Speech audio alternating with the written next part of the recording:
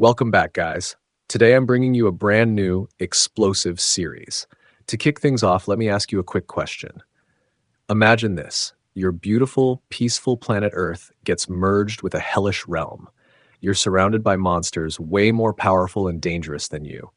To protect your sister, you choose the warrior profession and dedicate your entire life to keeping her safe.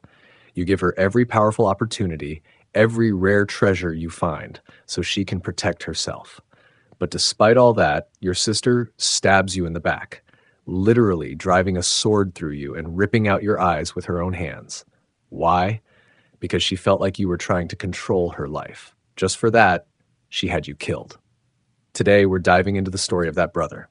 Our tale begins with a scene where the sky is turning stormy. Rain's pouring, lightning's crashing. Below, rivers of blood flow through countless corpses. Amid this chaos, a beautiful girl holding a dagger says, "Qin Feng, you're really something. Even under a 100-fold aging effect, you cleared the god's ruin." The 100-fold aging effect means your age is increasing 100 times faster. She continues, "You may have cleared the god's ruin, but I'm taking this divine artifact, the Eye of Judgment." Qin Feng, gravely wounded and coughing, gasps, "Why? Why would you betray me at a time like this? I'm your brother."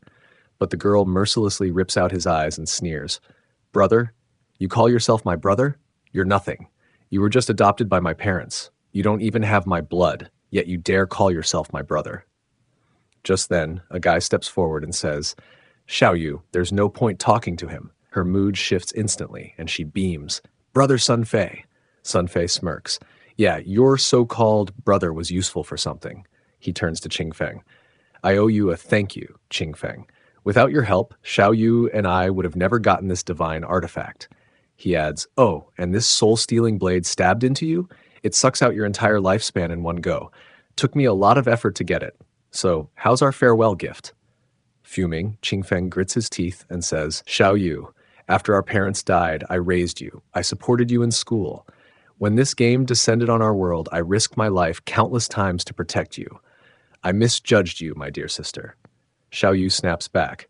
"After mom and dad died, you kept meddling in my life, bossing me around, controlling everything. Sun Fei and I needed your protection before, but with this divine artifact, we don't need you anymore." Sun Fei lunges with his twin swords, saying, "Qin Feng, just die quietly. I'll take good care of your sister." Qin Feng roars, "Even if I die here, I won't let you off." But in the next moment, Sun Fei's sword sends Qin Feng's head flying. We learn that in 2025, the godforsaken game merged with our world. Anyone who fell into a deep sleep was pulled into the game. The game's only currency was lifespan. Kill a monster, gain lifespan, die, lose it. Players could spend lifespan to bring abilities into the real world. The strongest could tear tanks apart with their bare hands, slice planes in half with a sword, or even survive a nuclear blast. The world changed rapidly, descending into chaos. Qin Feng struggled to survive with his sister, facing countless hardships. He barely made it into the global top 100 powerhouses, overcoming endless dangers to conquer the god's ruin and earn the divine artifact, the Eye of Judgment. He was qualified to reach the peak, but who could have imagined that his reward would be betrayal by his own family? All his efforts to protect Xiao Yu were just interference to her. His hard work and struggles paved the way for someone else's success. He couldn't accept it. If he could live again, he'd fight only for himself. The scene fades to darkness, then moonlight breaks through. Our hero, Qin Feng, is sleeping peacefully, but suddenly jolts awake, shocked. "Where am I?" He looks around, realizing he's in the real world. Touching his neck, he opens his phone and gasps, "What? I didn't die, and why does it say 2025? Looking outside, the city sparkles with lights. He wonders, could it be I've been reborn? His city is still vibrant, and he realizes, have I gone back 9 years to when the godforsaken game descended? The scene shifts to morning. His sister, in her school uniform, kicks open the door and yells, "Qin Feng, you're home and still not answering my calls." Qin Feng, calmly sipping coffee, recalls, "Oh yeah, the day the game descended, I had a huge fight with her over Sun Fei." He remembers his past life. Xiao Yu throwing things in a tantrum, screaming, "I was just supporting him. Why are you making a big deal out of it? You don't get how much trouble Brother Sun Fei is in." I need to help him. Qin Feng reflects that before the game descended, Sun Fei was an underground idol, and Xiao Yu was his obsessed fan. Sun Fei seemed glamorous, but was a vile person who tricked women, stole their money, and even sold their bodies. To protect Xiao Yu from being scammed, Qin Feng forbade her from going near him, only to be accused of controlling her life. As Xiao Yu points and yells, "Hey, are you deaf? I'm screaming right here, and you're acting like you can't hear me. This is all your fault. Brother Sun Fei dropped from the top ranks this month because you wouldn't give me money to help him rank up." Qin Feng, done with her nonsense, slaps her hard. The impact sends her stumbling back, her cheek swelling, blood trickling from her mouth. Trembling, she stammers, "Qing, Qing, you hit me?" It's like a demon has awakened in Qin Feng. He growls, "Xiao Yu, I'm not in the mood or the time to argue with you, but if you keep barking at me, I'll smack you again." He tosses a credit card at her. "This is all the money our parents left for you. Despite all my hardships, I never touched a single cent. I'm giving it to you now. I won't stoop to your level in our parents' name. But from today, Qin Feng has no sister like you." He storms out, leaving her crying. In another room, he reflects, "In my past life, I missed so many opportunities protecting Xiao Yu. I skipped secret treasures and dungeons if they had the slightest risk. Now, without that burden, how far can I go?" He takes sleeping pills to enter the game, saying, "This time, I'll use my past life's knowledge to stay ahead. Xiao Yu, you're on your own now. And Sun Fei, I'm coming for your head." Burning with rage, he falls asleep. He wakes in a strange, watery place and says, "This is the career choice hall. I missed this place. The first time I was here, I was so nervous it took me hours to pick a career, wasting so much time." He stands before the warrior profession, recalling, "In my past life, I chose warrior after hours of thought to protect Xiao Yu. It's not weak, but it's not right for me now. Without her burden, I can clear this game faster. Mobility and reaction time are key." He moves to the assassin profession and declares, "This time I'll be an assassin." As he selects it, a notification appears. "The divine artifact, Eye of Judgment, has bonded with you." Shocked, Qin Feng hears another notification. "Eye of Judgment activated. You've received a unique attribute, Authority of Judgment." This passive ability auto-activates, granting him the highest-ranked profession and talent upon entering the game. Ecstatic, Qin Feng says, "The Eye of Judgment bonded with me after my rebirth. Even if someone steals it, it's useless without me. Maybe my rebirth was because of it." But then, dark spikes pierce him, binding him as if the darkness itself wants to merge with him. A notification announces, "Congratulations, you've unlocked a hidden profession, synchronizing now." Another confirms, "Synchronization complete. You are now a shadow." Emerging transformed, his hair now white, Qin Feng feels his new power. "This is the high-tier hidden profession for assassins, completely different from my old warrior role. Just unlocking it makes me feel so strong." Checking his eyes, he says, "Every profession has a tiny chance of unlocking a high-tier hidden profession, and my Authority of Judgment guarantees it. What is this thing?" He begins to float, an eye-like shape opening behind him. Two notifications appear. Authority of Judgment surpasses even the genuine ancients and primordials in this universe. You cannot actively use it without divinity, but its passive features are unlocked. Qin Feng is stunned. It surpasses primordials in order? In my past life, in the 7th year of the game, a powerful player left the god-ambient realm for the realm of order, revealing the existence of order's power. No one else ever gained it. I never imagined I'd get this power at the start of my journey. Another notification confirms, "Profession change complete. Choose your alias." Qin Feng thinks, "Since my profession is born from shadow, my alias will be Shadow." A final notification declares, "Your alias is Shadow. You are now entering the God-forsaken land." A voice warns, "This barren land is filled with countless monsters ready to tear you apart and steal your lifespan. Be cautious. Killing monsters outside town grants tradable lifespan, but dying costs half your lifespan, tradable and non-tradable." Shadow arrives in Shell Town, a safe zone where monsters don't exist and players can't attack each other. Lifespan loss here is 1x, matching real-world time. Nearby, players chatter, "What is this place? What's a profession alias?" Another says, "I came in with I'm already losing." Shadow thinks, "So many people are already here." Soon, powerful players from different countries will arrive, reshaping this world's law and order. As players notice Shadow, they whisper, "What kind of profession is that? He looks so different." Another says, "That dagger makes him look like an assassin." An assassin player chimes in, "I'm an assassin too, but why don't I look that cool? Look at his status, he's got skills." Shadow muses, "If I want to stay ahead of those powerhouses, I need to practice and get stronger fast. Practice waits for no one, and I'm not wasting time." As he moves forward, a light flashes and he shields his face. Teleported players appear in rough shape, screaming, "We teleport back to town after dying?" Others shout, "That wild monster was insane. One bite wiped out half our team. How do we fight it? It was just a level 1 crawl, and even with our full strength, we only took out a third of its health." One wails, "My lifespan, I lost half my life." They crowd around a girl, pleading, "Sister Liz, what do we do?" She clutches her head, then notices Shadow, who looks peculiar. Shadow spots her bow and arrows, thinking, she must have a hidden profession too. The girl, with a smug grin, approaches him. "Big brother, looks like you've got a hidden class. Want to join our team? The monsters out there are brutal. One wiped us out in a single hit. We can't handle them alone, but we've got experience." Shadow smirks, thinking, "Experience? Experience dying?" He replies, "No need," and walks off. Her teammates jeer, "What a poser. If 5 of us couldn't beat it, what's he going to do alone? Those monsters are no joke." A sly guy adds, "Don't worry about him. He's got a hidden class. Even if he can't win, he can at least escape." Liz checks his status, seeing Shadow as his alias.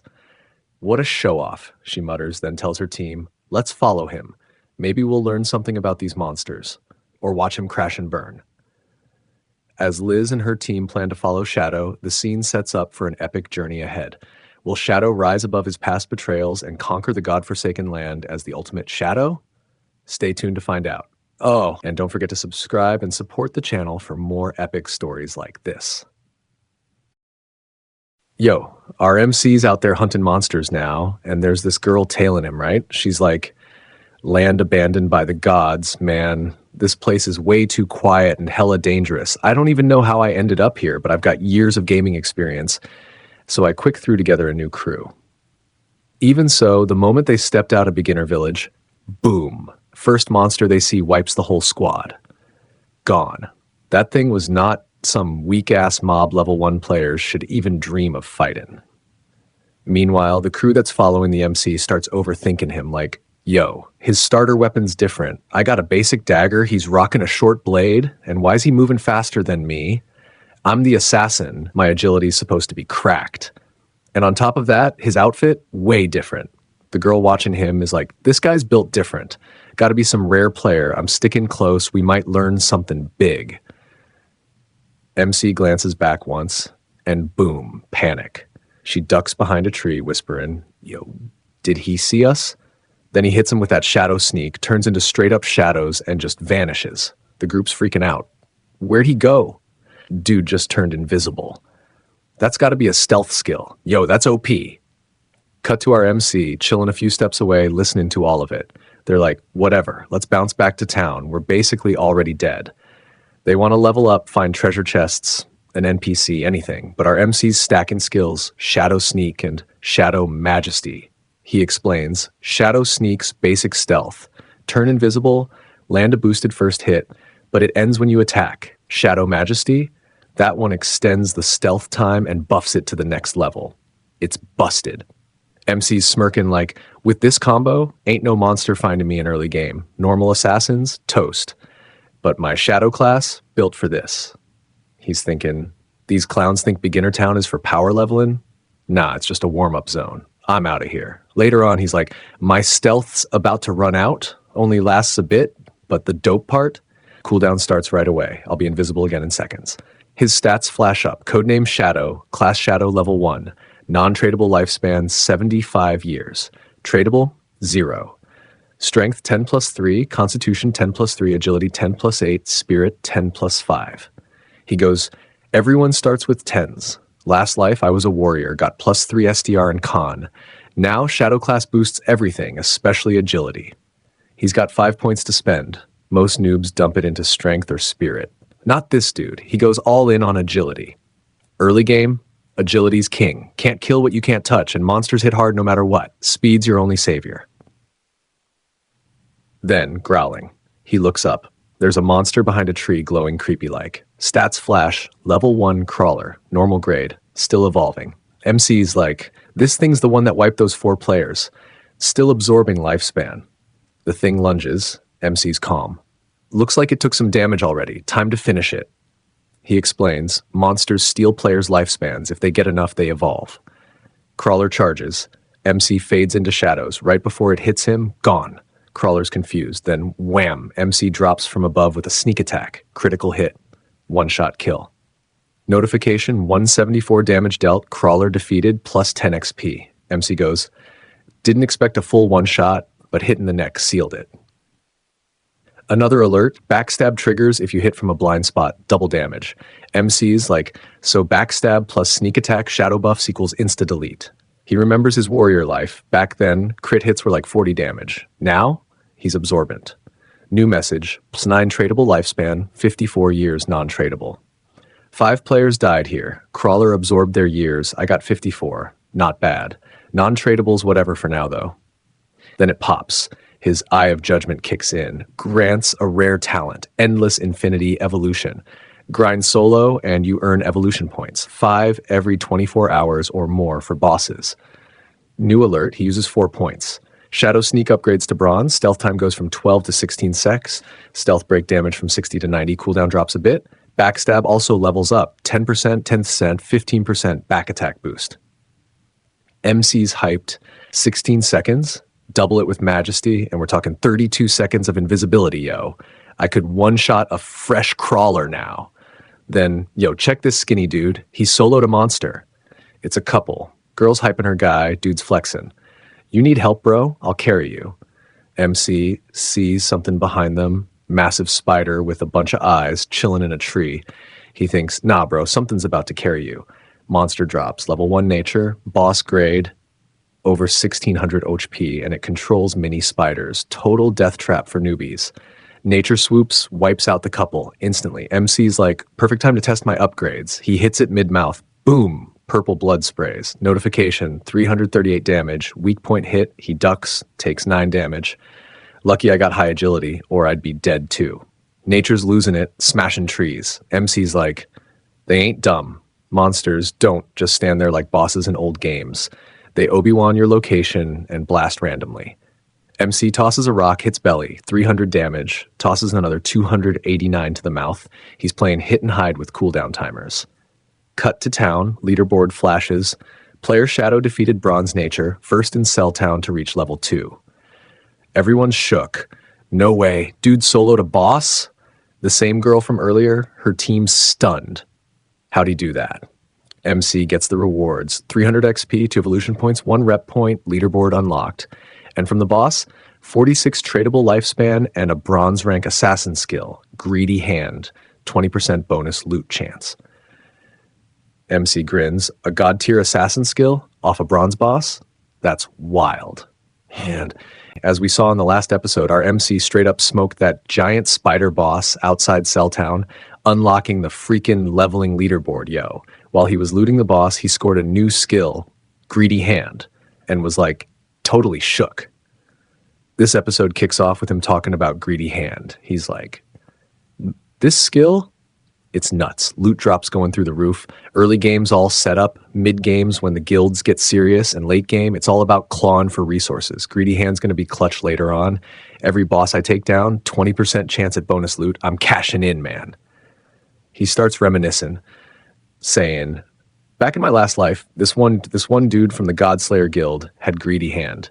Mid at combat, but he was the most wanted player in the game. Everyone wanted to party up with him. Dude rolled everywhere with bodyguards. Then he pauses. Light bulb moment. Wait a sec. Says here it's a 20% boost. But what if I stack this with unlimited evolution? Could I just keep buffing drop rate and loot forever, yo? Scene switches. College campus vibes, bunch of buildings. MC's sister, Sayu, is walking with her friend. Her friend's like, yo, Sayu, you gonna call your bro and apologize? We ditched that secret exam to back Song Fei. Your brother's probably heated, man. Sayu's snapping. Why should I say sorry? If he hadn't screwed around, we'd have made it to the entrance exam on time. This is all on him. If anyone's apologizing, it's that guy. Her friend's like, dang, sometimes he treats you real good though. I'm kind of jealous. Sayu cuts her off. Treats me good? He's a curse. Always messing in my life. And he ain't even my real brother. Brother Song Fei is all I need, yo. Then her friend changes topics. What happened to your face? You got a bruise, girl? Sayu goes, slipped, no biggie. They round the corner. Bam! Big crowd outside their classroom. They push through and, yo! Some dude's sitting on a desk, half transparent. Friend's trying to wake him up, but he ain't moving. Sayu's friend asks, yo, what's going on with Song Wei? He looking ghosty, man. Classmates said he was napping. Next thing we know, bam, half see-through. Another kid chimes in, it ain't just him. This is happening everywhere. Folks all over the globe hitting phantom mode when they fall asleep. Experts don't even know why, man. Sayu's friend's freaking out. I gotta call my parents. She turns to Sayu. You should hit up your bro just in case. Sayu's steaming. Me? Call him? Nah. Dude can drop dead for all I care. Dang, Sayu ain't holding back. That girl's got venom, yo. Meanwhile, our MC gets a notification. Greedy Hand evolved to gold rank, yo. Still assassin only, but now it's got a 70% extra loot chance. Another alert. You learned Greedy Hand 2, probably level 2 now. His hand's glowing, crazy light effects, rings on his wrist, weird symbols popping up. He gets more alerts. You activated Greedy Hand. Uses it on the dead boss, gets 2 evolution points and 40 days tradable lifespan. He's hyped. Yo! 2 more evolution points. Just need 1 more to hit +3. Soon I'll be pulling 100% extra loot, man. Then he fades out with Shadow Sneak, saying, by now the world gov's got to know about this madness. This game's about to blow up like a tsunami. I got to speed up my grind. He equips a bronze rank Kuroja dagger, +35 attack, +4 agility. Needs level 1. Won't be long till folks figure out you can bring skills and gear into the real world. Then it's chaos, looting, cities burning, total madness. To pull stuff out, you need level 10 and tradable lifespan. Grinding small mobs won't cut it. I gotta hunt bosses, yo. Then he hears it. Take it! Dodge! Sounds like a brawl. He's curious. Heads toward the noise, rain pouring down. Reaches a ravine, small jump. On the other side, a squad fighting a level 2 sprint predator, bronze grade. MC's like, yo, a sprint predator? That's perfect. Then he spots someone. Wang Ming didn't expect him here. Rumor was Wang Ming built a secret squad of hidden class players, all beasts. Wang Ming throws up his shield. Golden Dome appears. Monster can't break through. MC's like, holy shield warrior, hidden class, double stats, built-in invincibility skill. Broken, yo. Then a fire mage steps up, drops a fireball for 70 damage. That's a prophet mage. Hidden class, spells do double damage, got that prophetic fireball passive. MC checks out the rest. Sharp eye shooter archer, double stats, rapid shot. Oracle priest, boosted heals, group recovery, all that. Arrows flying, but the sprint predator's dodging them all. Then bam, its attack cracks Wang Ming's shield. Archer yells, too fast, I can't land a hit, yo. Wang Ming's down, priest starts healing, yells, keep attacking, we'll wear it down. MC's watching, thinking, too slow, this is a wild zone. Drag it out, more monsters are gonna roll in. Right on cue, 2 gross-looking monsters show up. MC's like, corruptors, level 2, range sludge spitters, man. Wang Ming's swordsman charges in, lands a hit, hand turns to slime. Yo, another hidden class? Never seen this before. His sword barely scratches, 33 damage. Then bam, slime everywhere. Mage girl gets hit, they're trapped. Movement speed tanked. Corruptor lunges at the mage, MC vanishes and slices its neck clean. Corruptor drops. Everyone's stunned. Whoa, that was a one-shot! Mage girl yells, someone's helping us! Second Corruptor gets sliced too, 441 damage, instant kill. The swordsman's like, it takes our whole team 10 secs to kill a crawler, but this guy just nuked a Corruptor. Wang Ming yells, don't stop! Focus on the sprint predator! MC chills in a tree, notification pops, +40 XP, +1 evolution point, common venom dart skill, 8 days tradable lifespan. He's like, venom dart, mid-range poison damage? Dope. Evolve that quick. It hits silver rank, 120 attack, 50 poison damage per sec for 5 secs, 5 sec cooldown. Can't stack, needs level 2. Wong's still battling, but a tentacle stabs through him. Dude's screaming, yo. Healer's stressing. I can't keep up. Then, boom, a poison dart lands square in the boss's face. Half HP gone in one hit. Everyone's yelling, what the hell? Who is this guy? Monster backs off, blood gushing. 5 seconds later, dead. Alert pops. You dealt 90% plus damage. All loot's yours. You killed a bronze sprint predator. Plus 600 XP. You hit level 3. Plus 2 evolution points. 55 days tradable lifespan. MC's like, didn't think my darts would trigger passive buffs. Forget throwing rocks. I can snipe from stealth now. Early game, mid game, I own this. Wang Ming barely survives. He's shaken. That damage, was that even human, man? Loot light flashes, then disappears. Wang's stunned. It's gone? He took it? He clasps his hands. Hey, mystery man, thanks for saving us. Can I get your name? MC's voice echoes. Thanking me? Don't trust folks that easy out here, yo. Aight, we'll bounce. I'm Wang Ming. If you ever need anything, hit me up, man. Lindsay adds, I'm Lindsay. Thanks for saving me. Can I add you as a friend? Another dude's like, enough chatting. Let's go. Loots the body. Plus 3 evolution points, 55 days tradable lifespan, bronze sprint predator leather grove. He equips it, 9 defense, plus 5 all resists, plus 15% cooldown speed. He's like, sweet loot, man. Then says, got tons of skill books and gear I don't need. Once my bag's full, I'm heading back to town to trade for lifespan. In a dead serious voice, he adds, this life, my progress is 100x faster than before. Song Fei, I'm coming for you, man. Hey, that's a wrap for this episode, yo. Let me know what you thought of the video. If you're vibing with it, smash that like. Little spoiler. Next step, MC's sisters enter in the game. Will he help her? Forgive her? Guess we'll see, man. I tried to keep it chill and normal, but if it's off, just give me a couple days. If you like the video, hit that like, drop a comment if you're loving the series, and if you're new here, subscribe, yo. We keeping the series going. Catch y'all in the next one. Peace out, man. Yo, our MC's out there hunting monsters now, and there's this girl tailing him, right? She's like, land abandoned by the gods, man. This place is way too quiet and hella dangerous. I don't even know how I ended up here, but I've got years of gaming experience, so I quick threw together a new crew. Even so, the moment they stepped out of beginner village, boom, first monster they see wipes the whole squad. Gone. That thing was not some weak-ass mob level 1 players should even dream of fighting. Meanwhile, the crew that's following the MC starts overthinking him like, yo, his starter weapon's different. I got a basic dagger, he's rocking a short blade, and why is he moving faster than me? I'm the assassin, my agility's supposed to be cracked. And on top of that, his outfit, way different. The girl watching him is like, this guy's built different. Gotta be some rare player, I'm sticking close, we might learn something big.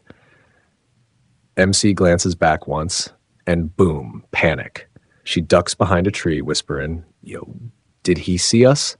Then he hits him with that shadow sneak, turns into straight up shadows, and just vanishes. The group's freaking out. Where'd he go? Dude just turned invisible.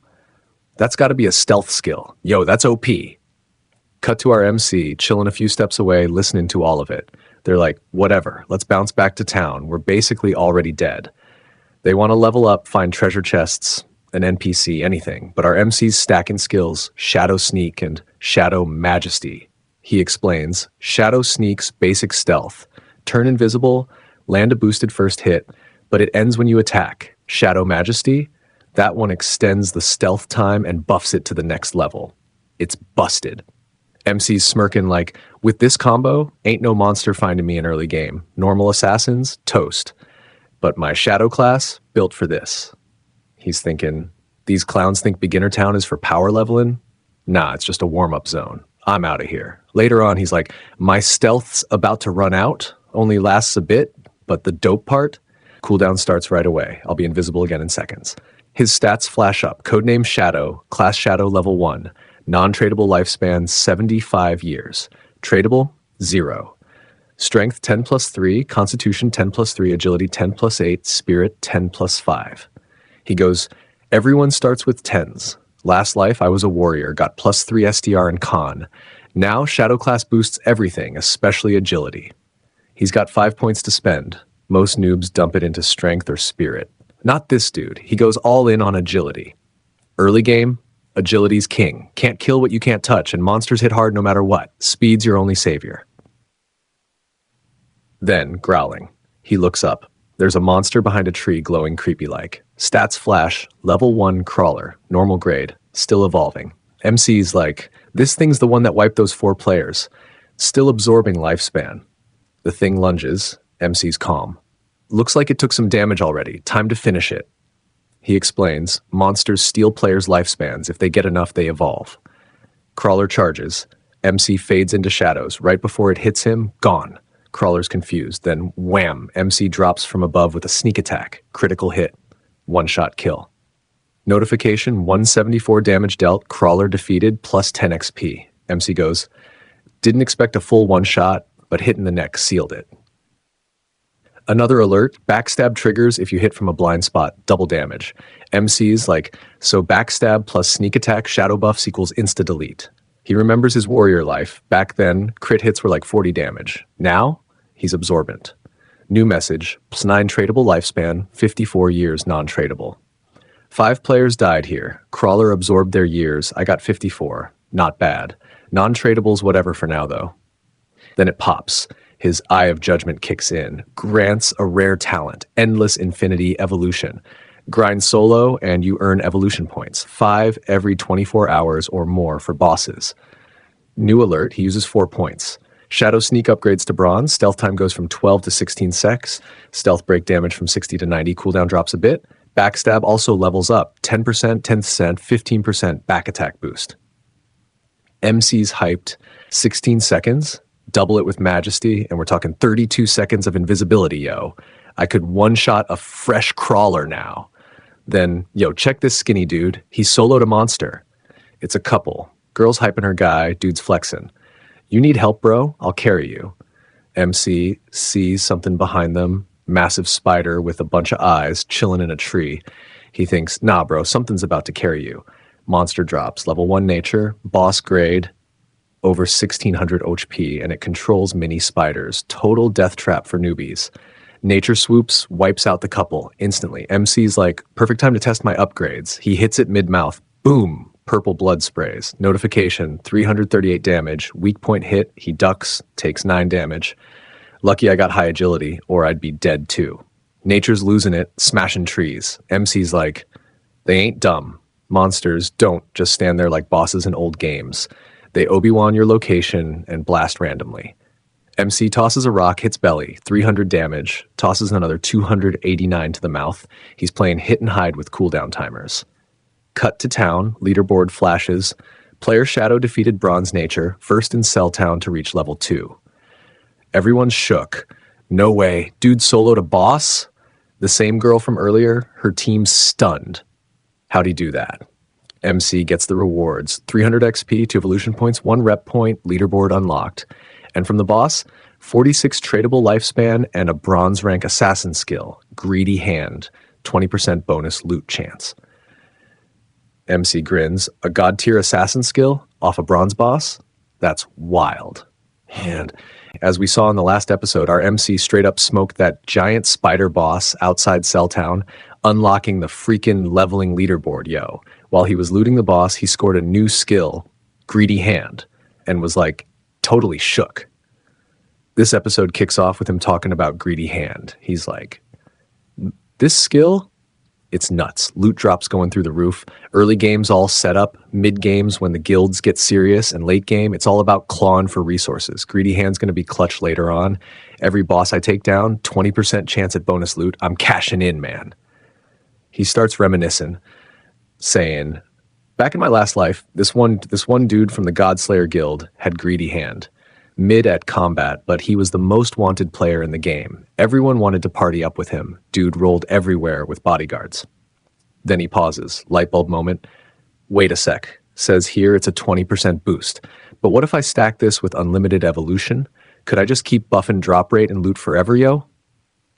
Scene switches. College campus vibes. Bunch of buildings. MC's sister, Sayu, is walking with her friend. Her friend's like, yo, Sayu, you gonna call your bro and apologize? We ditched that secret exam to back Song Fei. Your brother's probably heated, man. Sayu's snapping. Why should I say sorry? If he hadn't screwed around, we'd have made it to the entrance exam on time. This is all on him. If anyone's apologizing, it's that guy. Her friend's like, dang, sometimes he treats you real good though. I'm kind of jealous. Sayu cuts her off. Treats me good? He's a curse. Always messing in my life. And he ain't even my real brother. Brother Song Fei is all I need, yo. Then her friend changes topics. What happened to your face? You got a bruise, girl? Sayu goes, slipped, no biggie. They round the corner. Bam! Big crowd outside their classroom. They push through and, yo! Some dude's sitting on a desk, half transparent. Friend's trying to wake him up, but he ain't moving. Sayu's friend asks, yo, what's going on with Song Wei? He looking ghosty, man. Classmates, said he was napping. Next thing we know, bam, half see-through. Another kid chimes in, it ain't just him. This is happening everywhere. Folks all over the globe hitting phantom mode when they fall asleep. Experts don't even know why, man. Sayu's friend's freaking out. I gotta call my parents. She turns to Sayu. You should hit up your bro just in case. Sayu's steaming. Me? Call him? Nah. Dude can drop dead for all I care. Dang, Sayu ain't holding back. That girl's got venom, yo. Meanwhile, our MC gets a notification. Greedy Hand evolved to gold rank, yo. Still assassin only, but now it's got a 70% extra loot chance. Another alert. You learned Greedy Hand 2, probably level 2 now. His hand's glowing, crazy light effects, rings on his wrist, weird symbols popping up. He gets more alerts. You activated Greedy Hand. Uses it on the dead boss, gets 2 evolution points and 40 days tradable lifespan. He's hyped. Yo! 2 more evolution points. Just need 1 more to hit +3. Soon I'll be pulling 100% extra loot, man. Then he fades out with Shadow Sneak, saying, by now the world gov's got to know about this madness. This game's about to blow up like a tsunami. I got to speed up my grind. He equips a bronze rank Kuroja dagger, +35 attack, +4 agility. Needs level 1. Won't be long till folks figure out you can bring skills and gear into the real world. Then it's chaos, looting, cities burning, total madness. To pull stuff out, you need level 10 and tradable lifespan. Grinding small mobs won't cut it. I gotta hunt bosses, yo. Then he hears it. Take it! Dodge! Sounds like a brawl. He's curious. Heads toward the noise, rain pouring down. Reaches a ravine, small jump. On the other side, a squad fighting a level 2 sprint predator, bronze grade. MC's like, yo, a sprint predator? That's perfect. Then he spots someone. Wang Ming didn't expect him here. Rumor was Wang Ming built a secret squad of hidden class players, all beasts. Wang Ming throws up his shield. Golden Dome appears. Monster can't break through. MC's like, holy shield warrior, hidden class, double stats, built-in invincibility skill. Broken, yo. Then a fire mage steps up, drops a fireball for 70 damage. That's a prophet mage. Hidden class, spells do double damage, got that prophetic fireball passive. MC checks out the rest. Sharp eye shooter archer, double stats, rapid shot. Oracle priest, boosted heals, group recovery, all that. Arrows flying, but the sprint predator's dodging them all. Then bam, its attack cracks Wang Ming's shield. Archer yells, too fast, I can't land a hit, yo. Wang Ming's down, priest starts healing, yells, keep attacking, we'll wear it down. MC's watching, thinking, too slow, this is a wild zone. Drag it out, more monsters are gonna roll in. Right on cue, 2 gross-looking monsters show up. MC's like, corruptors, level 2, ranged sludge spitters, man. Wang Ming's swordsman charges in, lands a hit, hand turns to slime. Yo, another hidden class? Never seen this before. His sword barely scratches, 33 damage. Then bam, slime everywhere. Mage girl gets hit, they're trapped. Movement speed tanked. Corruptor lunges at the mage, MC vanishes and slices its neck clean. Corruptor drops. Everyone's stunned. Whoa, that was a one-shot! Mage girl yells, someone's helping us! Second Corruptor gets sliced too, 441 damage, instant kill. The swordsman's like, it takes our whole team 10 secs to kill a crawler, but this guy just nuked a Corruptor. Wang Ming yells, don't stop! Focus on the sprint predator! MC chills in a tree. Notification pops. +40 XP, +1 evolution point. Common Venom Dart skill. 8 days tradable lifespan. He's like, Venom Dart, mid-range poison damage? Dope. Evolve that quick. It hits silver rank. 120 attack. 50 poison damage per sec for 5 secs, 5 sec cooldown. Can't stack, needs level 2. Wong's still battling, but a tentacle stabs through him. Dude's screaming, yo. Healer's stressing. I can't keep up. Then, boom, a poison dart lands square in the boss's face. Half HP gone in one hit. Everyone's yelling, what the hell? Who is this guy? Monster backs off, blood gushing. 5 seconds later, dead. Alert pops. You dealt 90% plus damage. All loot's yours. You killed a bronze sprint predator. Plus 600 XP. You hit level 3. Plus 2 evolution points. 55 days tradable lifespan. MC's like, didn't think my darts would trigger passive buffs. Forget throwing rocks. I can snipe from stealth now. Early game, mid game, I own this. Wong Ming barely survives. He's shaken. That damage, was that even human, man? Loot light flashes, then disappears. Wong's stunned. It's gone? He took it. He clasps his hands. Hey, mystery man, thanks for saving us. Can I get your name? MC's voice echoes. Thanking me? Don't trust folks that easy out here, yo. We'll bounce. I'm Wong Ming. If you ever need anything, hit me up, man. Lindsay adds, I'm Lindsay. Thanks for saving me. Can I add you as a friend? Another dude's like, enough chatting. Let's go. Loots the body. Plus 3 evolution points, 55 days tradable lifespan. Bronze Sprint Predator Leather Grove. He equips it, 9 defense, plus 5 all resists, plus 15% cooldown speed. He's like, sweet loot, man. Then says, got tons of skill books and gear I don't need.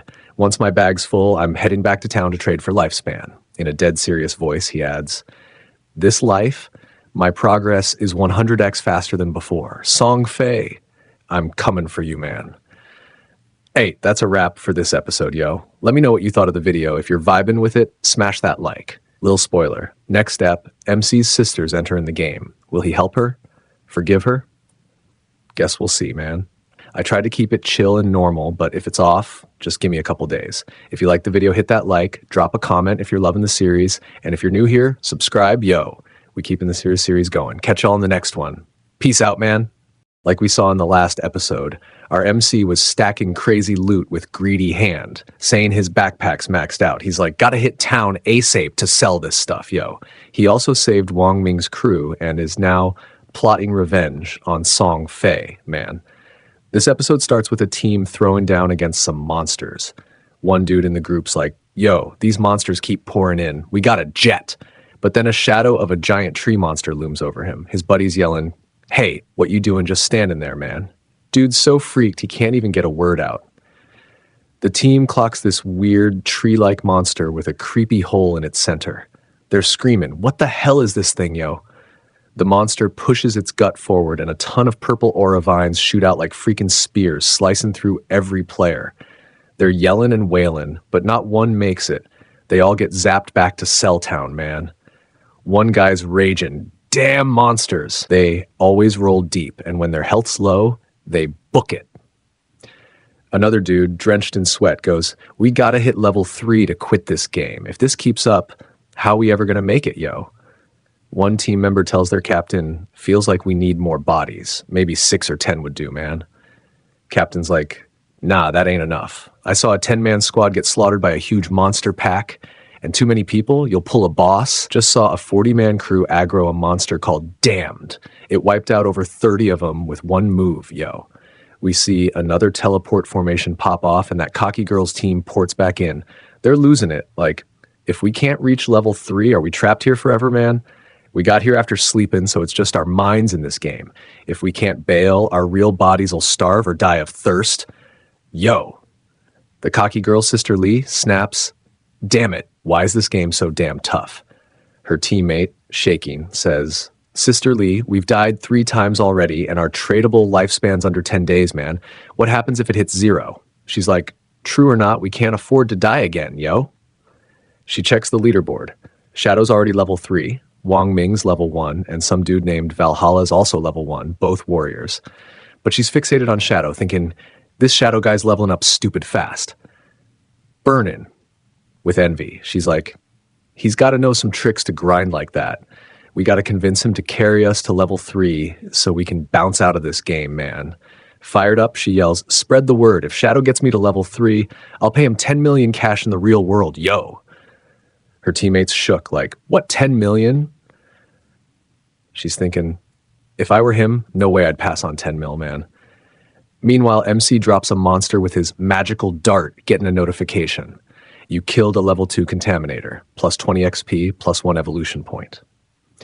Shadow scoops the loot, saying, "Hey, I got enough evolution points now, yo." He tells the system, "Evolve my Hand of Everest." It eats 5 points, leaving him with 0. We see the shiny new Hand of Everest, now Platinum Jade rank, an assassin skill usable on dead monster bodies. Before, it had a 160% chance for extra loot. Now it's 116%, with a 20% shot at upping the loot's reality level by 1 man. MC's stoked, like, a 20% chance to level up my loot? If I keep evolving this, I could hit 100%, maybe 200%. That's freaking wild, yo. He's about to dip when an alert hits. Turn around, he sees that giant tree monster. Damned. He's like, that's the damned that Captain was talking about, the one that smoked 30 out of 40 players with 1 skill, man. Info pops up, bronze level boss. MC spots glowing life force in its mouth, saying, looks like it's still digesting lifespan. It's going to turn silver level soon. That's a ton of lifespan. Broly took out that 40-man crew solo, yo. His math's a little shaky, though. He pulls up his system screen, like, man, my backpack's full already. Talk about bad luck. If I kill this thing, I can't carry the loot. Alright, I'll mark this spot on my map and come back to clap it, man. Slipping into shadows, he says, this boss needs time to level up anyway. I'll sell my gear in town, and by the time I'm back, it'll be ready for me to wreck, yo. Cut to Cell Town, where everyone's buzzing. Someone's like, yo, you hear? Some chick's offering 10 million to get leaderboard topping Shadow to boost her to level 3. A bald dude gripes. We're out here dying, losing lifespan, while rich folks keep scheming new ways out, man. A girl with wild hairs crying, normies like us ain't ever escaping this game, yo. Then out of the darkness, Shadow steps up and everyone's floored. He hits sell on his system and a stall pops up, screen blaring. Sales open for 10 minutes, gear and skills up for grabs. Buy quick, yo. Crowd goes nuts, yelling, oh my god, how'd this dude just appear? He's got 2 bronze level gears and wants to sell 2 more for cash. He dropped a bronze level boss and check his name. Shadow, yo. Another's like, holy crap, is this really the #1 Shadow? Man. In the chaos, a slick-looking mage girl steps up. People whisper, why can't we see his face? Someone's like, he's got face hide on. Game looks match reality, but this dude's still mad mysterious, yo. The mage girl rolls up to MC and asks, how much for this ice cone spell? Shadow's like, 100 days of tradable lifespan, thinking, this has got to be Grey Rose, ranked 11th in Carly Cell Village. She's rocking face hide too, man. She hesitates. 100 days is a lot. Can you cut me a break, yo? MC's like, compared to common skills, Ice Cone boosts hunting speed like crazy. For mages in early game, this is a steal, man. She's like, can I pay with real-world cash? He goes, if you got stacks, buy lifespan from others, then deal with me. If you can't swing it now, I can hold it for you, yo. Seeing MC only dealing in lifespan, she's a bit confused. She's like, give me a sec. She turns to her team, hitting the private channel, and goes, yo, what y'all think? One teammate's like, you got us to level 2 quick, so I'm down, man. Another's like, no complaints here. Ice Cone will get us to level 3 faster. Getting out of this game's the goal, yo. She nods. 8. Transfer your lifespan to me. I'll pay you cash in reality. She grabs the lifespan and tells MC, okay, 100 days ready. Let's deal, man. MC thinks their whole team's level 2. They've probably smoked 30 to 40 trackers. Poolin' lifespan, they'd have way more than on 100, yo. Notification hits. You sold Ice Cone Spellbook for 100 days. Your lifespan's now 368 days, up from 268. Then that cocky girl, Jiangling, stomps up and MC's like, what the? She poses, hands on hips, smirking all smug and goes, Shadow, I'm giving you a shot. Carry me to level 3 and I'll pay you 10 million cash in reality, yo. Her crew's stunned. One dude's like, whoa, did I hear that right? 10 million for Shadow? Is this for real, man? Another's like, he just made 10 mil like it's nothing, yo. MC recognizes her and thinks, that's Jiang Ling. In my last life, she ran a criminal gang. Authorities crushed her crew later. She keeps bragging, my dad's president of Dazing Industries. Ask anyone, we can pay no problem, man. MC's thinking, reports said she scammed mad lifespan with cash promises, kidnapped folks, forced them to work, and killed anyone in reality who didn't obey, yo. He flat out says, I'm passing on that, man. She's stunned, then snaps, all cocky. Shadow, you might be a beast in this game for now, but nobody knows what's up with it. Join me, and I swear you'll live like a king. Cars, houses, girls, whatever you want, yo. MC cuts her off. If you ain't buying, move. Don't mess with my hustle, man. He's thinking, cash is going to be useless soon. Lifespan's the real currency, yo. Her face looks like she bit into a moldy burger. She's like, what garbage? I'm doing you a favor by letting you carry me. If we were in reality, I'd school you right now, man. That sets Shadow off, and he snaps, one more word, and I'll keep dropping you till your lifespan's 0, yo. His killin' vibe hits, and Jiangling's team is quaking, knees buckling. She tucks tail and bolts, yelling, let's roll. Everyone's just staring, man. Later, MC gets a notification. You sold a bronze-grade damn-like tonic for 19 days. Your lifespan's now 546 days. Buyers are hyped, like, yo, I'm a beast now. MC thinks, 8, everything's sold. Time to shut the stall and take out that damned yo. Slipping into shadows, he's thinking, nobody knows yet that we can bring skills to reality with lifespan. Nobody knows this godforsaken game's gonna flip reality's order, man. People see him vanish and start buzzing. Yo, where'd he go? What kind of class is that? But MC tunes him out, thinking all those 1,000-year legacies we flex, they're about to be worthless. Strength's gonna be the only foundation, yo. And that's where the video cuts off, man. If you're feeling it, smash that like button. New to the channel, hit subscribe and drop in the comments how this video and series are hitting. Hope it's giving you some vibes, probably a little break from those end of semester blues, yo. My videos gotta be easing that stress a bit, right? Ihigoi session. If you got suggestions for dope series nobody's covered, or maybe just a couple chapters done and dropped, let me know in the comments. I read them all and check out your picks. If I'm vibing with it, I'll break it all down, man. So if you dug the video, hit that like, tell me how the series is going, and we'll catch up in the next episode. Peace out, yo. Like we saw in the last episode, everyone's struggling to fight these monsters, all thinking how to hit level 3 and bounce from this game, man. That cocky girl, Miss Lee, was scheming the same thing, so she spread word everywhere that if Shadow, our MC, carries her to level 3, she'll pay him 10 million cash in reality. Yo. Meanwhile, MC's backpack was stuffed with monster loot, so he hit the village to sell it off. But that cocky girl rolls up with her full attitude, offering him the same deal. MC shuts her down cold, man. She starts talking smack, calling him trash, but Shadow unleashes his killin' vibe and threatens to end her. She books it out of there, scared as hell, yo. This episode picks up right there. The girl and her crew are sprinting full speed into an alley, panting hard. She's fuming like, that Shadow didn't just reject my offer, he had the nerve to threaten me. Yo, once I'm back in reality, I'm making sure he's done for, man. Then some dude steps out from a house in the alley and goes, yo, sister, lie! She's confused, staring at him. This porcupine-looking guy's like, name's Molly June, but you can call me Old Mouse. I'm level 2 right now. You know us folks got some leveling tricks? I can help you out. So, that 10 million offer's still good, yo. This girl ain't falling for it that easy, though. She's all attitude, like, what tricks you talking about, man? Smirking, he's like, I don't usually share my tricks, but for Sister Lee, I'll make an exception, yo. If you want to level up fast, dump all your initial attribute points into agility. That'll make you fast enough to outrun crawlers. You get what I'm saying, right? She's shocked, thinking, oh, so that's how this game works? Damn, I put all 5 of my initial points into strength, man. She tells Old Mouse, 8, you dropped some real knowledge. Let's go level up, yo. In her head, she's like, whatever. At least I found someone who knows how the strong players are grinding. She adds, you ain't as powerful as Shadow, so I'll offer you 5 million. Get me to level 3, and when we hit reality, I'll pay you 5 mil cash, man. You down? Old Mouse is like, no problem. That Shadow guy's strong, but he's got to be dumb as hell to turn down 10 million, yo. What an idiot, man. Scene switches to Shadow hopping from branch to branch, moving through the forest like a ghost. He rolls up on that damned monster and thinks, just like I figured, this boss is already silver tier, and it's got all this gray mist around it. Is it still evolving, yo?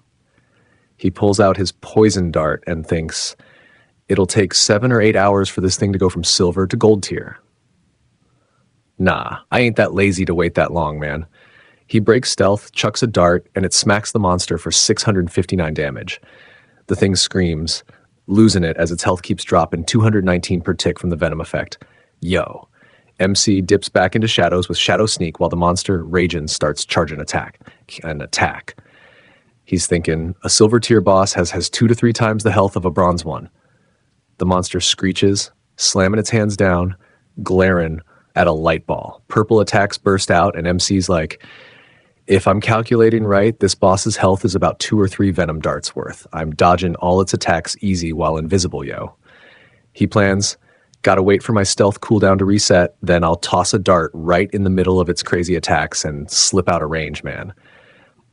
The monster uses its skill and goes into cooldown, its whole body shaken. MC sees his shot, charges with a dart, breaks stealth, and nails it right in the head. Blood gushes out like a popped water balloon in Holy, and the venom keeps hitting for 5 seconds straight. The monster roars, tucks tail, and starts running. Yup, you heard that right. A silver tier boss is running scared from MC, yo.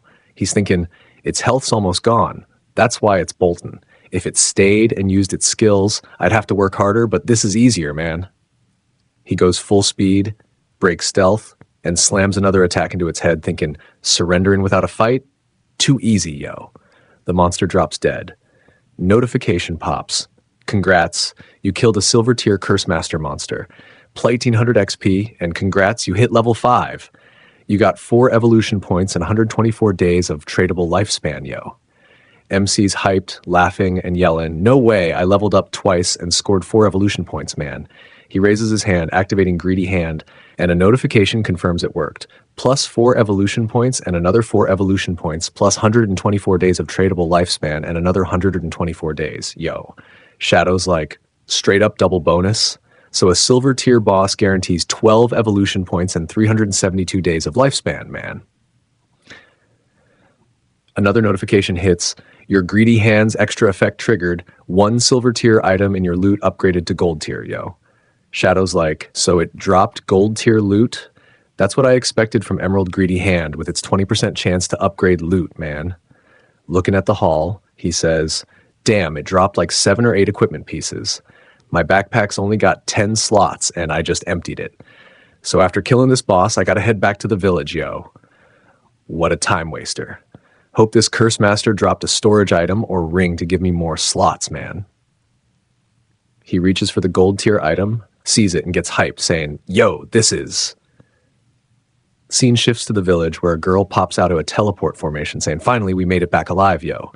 She's from Wang Ming's team. A dude's like, thanks to Wang Ming, we hit level 3 and got back to town safe, man. The girl's like, for real, Wang Ming's a beast.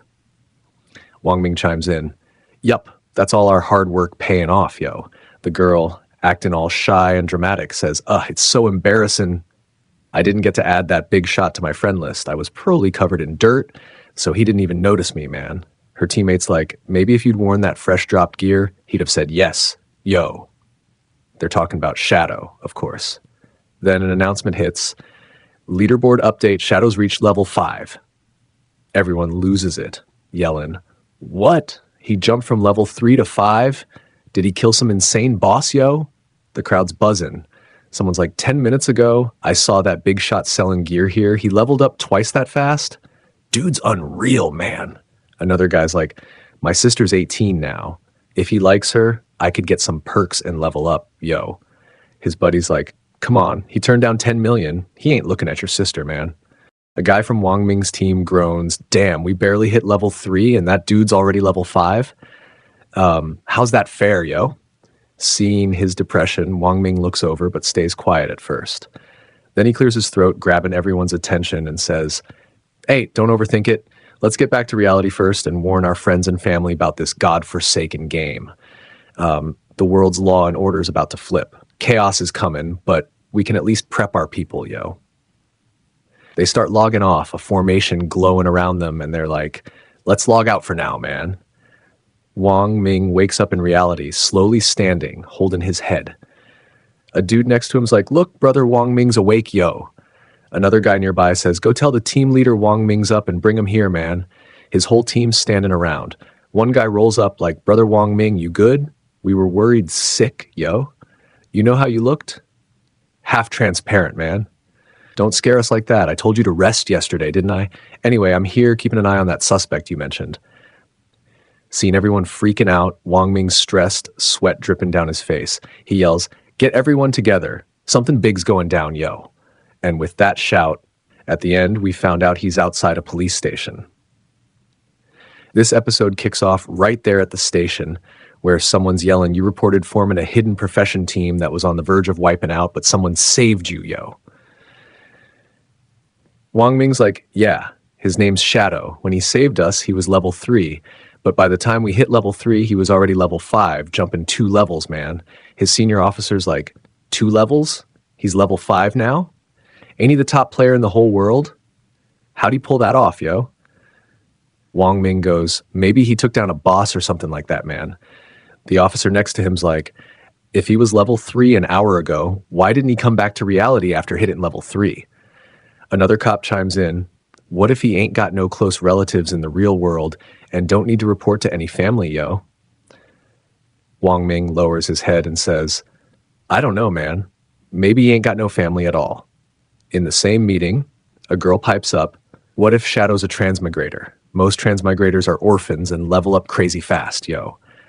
Everyone goes dead silent, not a word from anyone. She pauses, then says, all shy, "Am I right or what, man?" Whether folks believe her or not, her guess is on point. But as expected, the meeting head snaps at her in a strict tone. "Anu, how many times I gotta tell you to quit reading novels and stop cracking jokes in serious situations, yo?" Anu sticks out her tongue, scratching her head, and the truth gets buried, not by some evil villain or monster, but by this cop who brushes off Anu's novel-based insight like a hot girl ignoring you. Sad life, boys, man. Back to the story. The officer barks at everyone. The info Wang Ming gave matches perfectly with what the higher-ups know about this godforsaken game. New research says old folks falling into deep sleep are dying shortly after. We collected data from employees who came back from the game, and they said they died in-game multiple times, which caused their real-world deaths. Yo. So if your lifespan hits 0, you're dead. Not just in the game, but in reality too, man. Another officer's like, "That's some wild stuff, way beyond our understanding, yo." The head nods. "Yup, you're right. My guess? We're being tested by some higher beings, aliens or something trying to take over Earth through this game, man." The meeting head tells everyone, higher-ups issued emergency orders. Form a vanguard team, explore this godforsaken game, and share all info with us. We got to build a big professional army ASAP.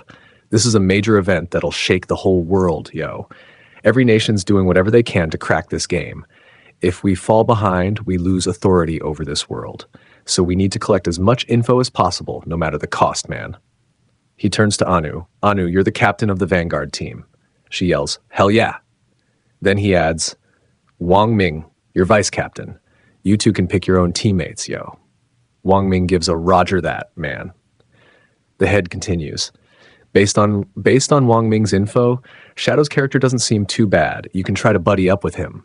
That's why I picked Anu as captain. Her personality's perfect for investigating Shadow, yo. I hope you two can figure out his real identity quick and build a good relationship so he'll cooperate and rep us. Get all his info, man. For everyone else, top priority is keeping law and order in society. Got it? Everyone nods and the head dismisses the meeting. Yo. We see the city at sunset, looking straight up gorgeous, man. Scene shifts to MC's sister's academy, where she's messing with her phone. A group of girls nearby is chatting. One says, "Songwei said if we sleep in the same district at the same time, we'll teleport to the same starter village, yo." Another's like, "For real? That ain't gonna work. I'd have to carry my parents if that happens. They've never played a game before. They'd never get used to it, man." A third girl chimes in, "Don't drag your parents into this yet. We gotta level up ourselves first, then we can carry them, yo." Amid their gossip, MC's sister, Qin Xiao, checks her phone, thinking, all this crazy stuff's going down and not a single reaction from Qin Feng? He didn't even come apologize or look for me. Is he getting that cocky, man? She flashes back, thinking back then, whenever he got mad, he'd always find a way to make it up to me or apologize. But this time, nothing. He even hit me. My parents never even hit me, yo. I just skipped a few classes for Brother Songfei's concert. Damn it. She's fuming. Qin Feng, If you don't apologize 1,000 times, I ain't forgiving you, man.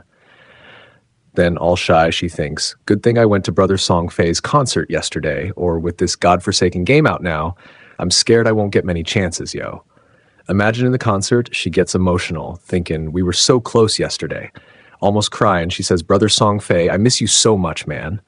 Yeah, this girl's straight up obsessed with Song Fei, yo. Snapping back to reality, she thinks, wait, if sleeping pulls you into the game, that means Brother Song Fei's definitely in there too. Covering her mouth, all shy, she's like, if I enter the game, I can find him, yo. Scene shifts to her house. She's changing clothes, thinking, Songwei hit level 3 so fast he's got to be an expert. I need his advice quick, man. We cut to Songwei chatting with his buddies when a message from MC's sister, Qin Xiao, pops up. Expert Songwei, got any strategies to share? Reading it, an evil grin creeps across his face. He thinks, Qin Xiao, never thought a goddess like you would come to me for stat tips.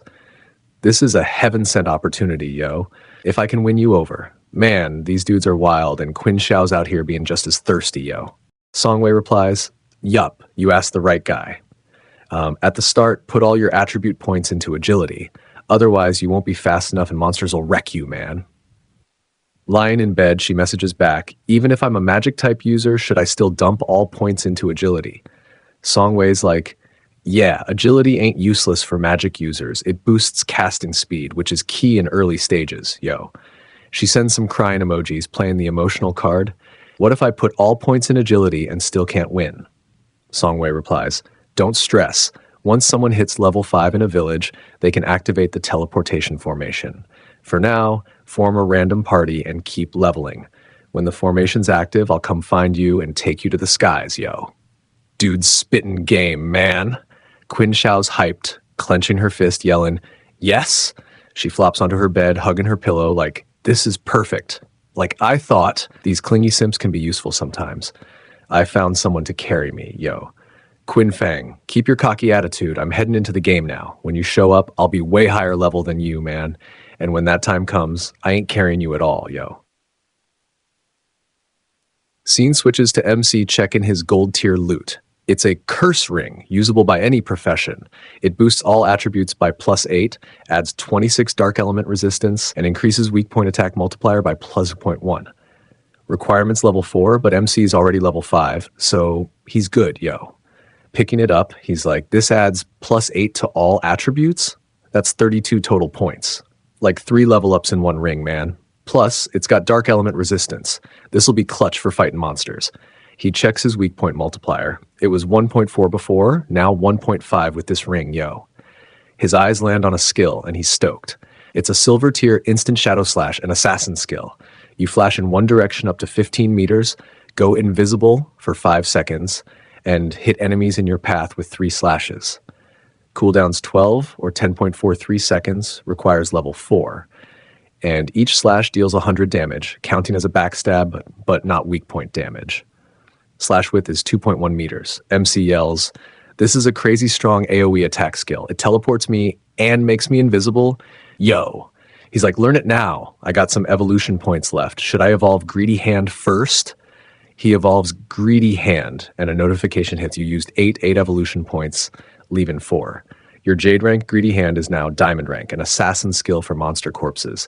Extra loot drop chance went from 160% to 220%, and the 20% chance for loot to level up is now 40%, yo. Man, this skill's getting way too OP, right? MC thinks, like I figured, killing 1 monster now gets me loot like I killed 3, man. He adds, I'll use my last evolution points to evolve Instant Shadow Slash 3 tiers. Notification pops. Your silver tier Instant Shadow Slash went through gold to platinum tier, an assassin skill. Flash range went from 15 meters to 18, now 21. Invisibility was 5 seconds, then 6, now 7. Slashes went from 3 to 4, now 5. Hitting all enemies in your path. Cooldowns still 12 or 10.43 seconds. Learning requirements level 4, which you've met. Slash width went from 2.1 meters to 2.6, now 3.1. Damage per slash went from 100 to 150, now 200, all counting as backstabs but not weak point damage. MC's like, cooldown didn't change. That's tricky, but I can stay invisible indefinitely with instant shadow slash. Yo, the rest is trash, but this warrior skill, battle roar, I can sell it for mad cash, man. A rustling sound comes from behind. MC spins around, shocked, seeing 4 limp crawlers coming at him. He thinks, whoa, 4 crawlers? Perfect timing to test instant shadow slash, yo. He uses it, and it's a bloodbath. 5 slashes hit each crawler, dealing 725 damage per. Notification pops. You killed a level 4 limp crawler plus 80 XP and 5 days of tradable lifespan, yo. Shadow dips into shadows, saying, my monster killing speeds up again. With venom darts, I can drop them in 2 hits. Battles won't drag, and my accident chances are way down, man. Running full speed through shadows. He says, I got 618 days of tradable lifespan. To bring my equipment and skills to reality, I need 2.5 more years. 900 days exactly, yo. I'm heading back to sell my items. Maybe I'll get enough lifespan. Once I hit level 10, I can bring skills and gear to reality, man. MC's closing the gap between game and reality fast. Yo! So what y'all think? How many chapters till MC brings his skills and gear to reality? Tough question, but guess in the comments. I'm thinking 5 chapters, man, but this episode wraps here. Yo, if you're digging these videos, smash that like button. It motivates me to keep dropping new ones. I'll upload on time. I'm planning to find a schedule to drop videos daily for a week or even a month. Tough, but not impossible. I'll make it happen, at least for a week, man. If you like the video, hit like, subscribe if you're new, and turn on that bell icon. Notifications ain't reaching many folks lately.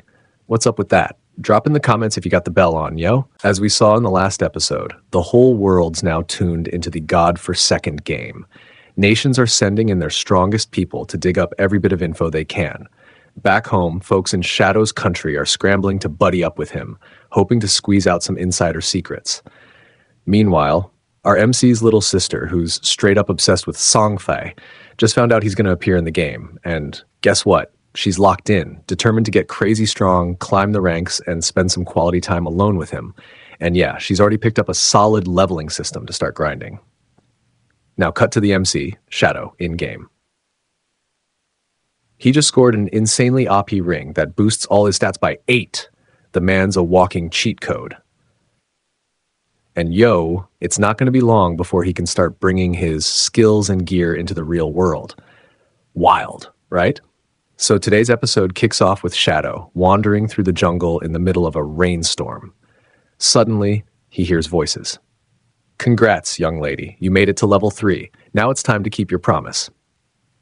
Turns out it's that arrogant girl and some dude with a pig-faced mug, plus their whole squad.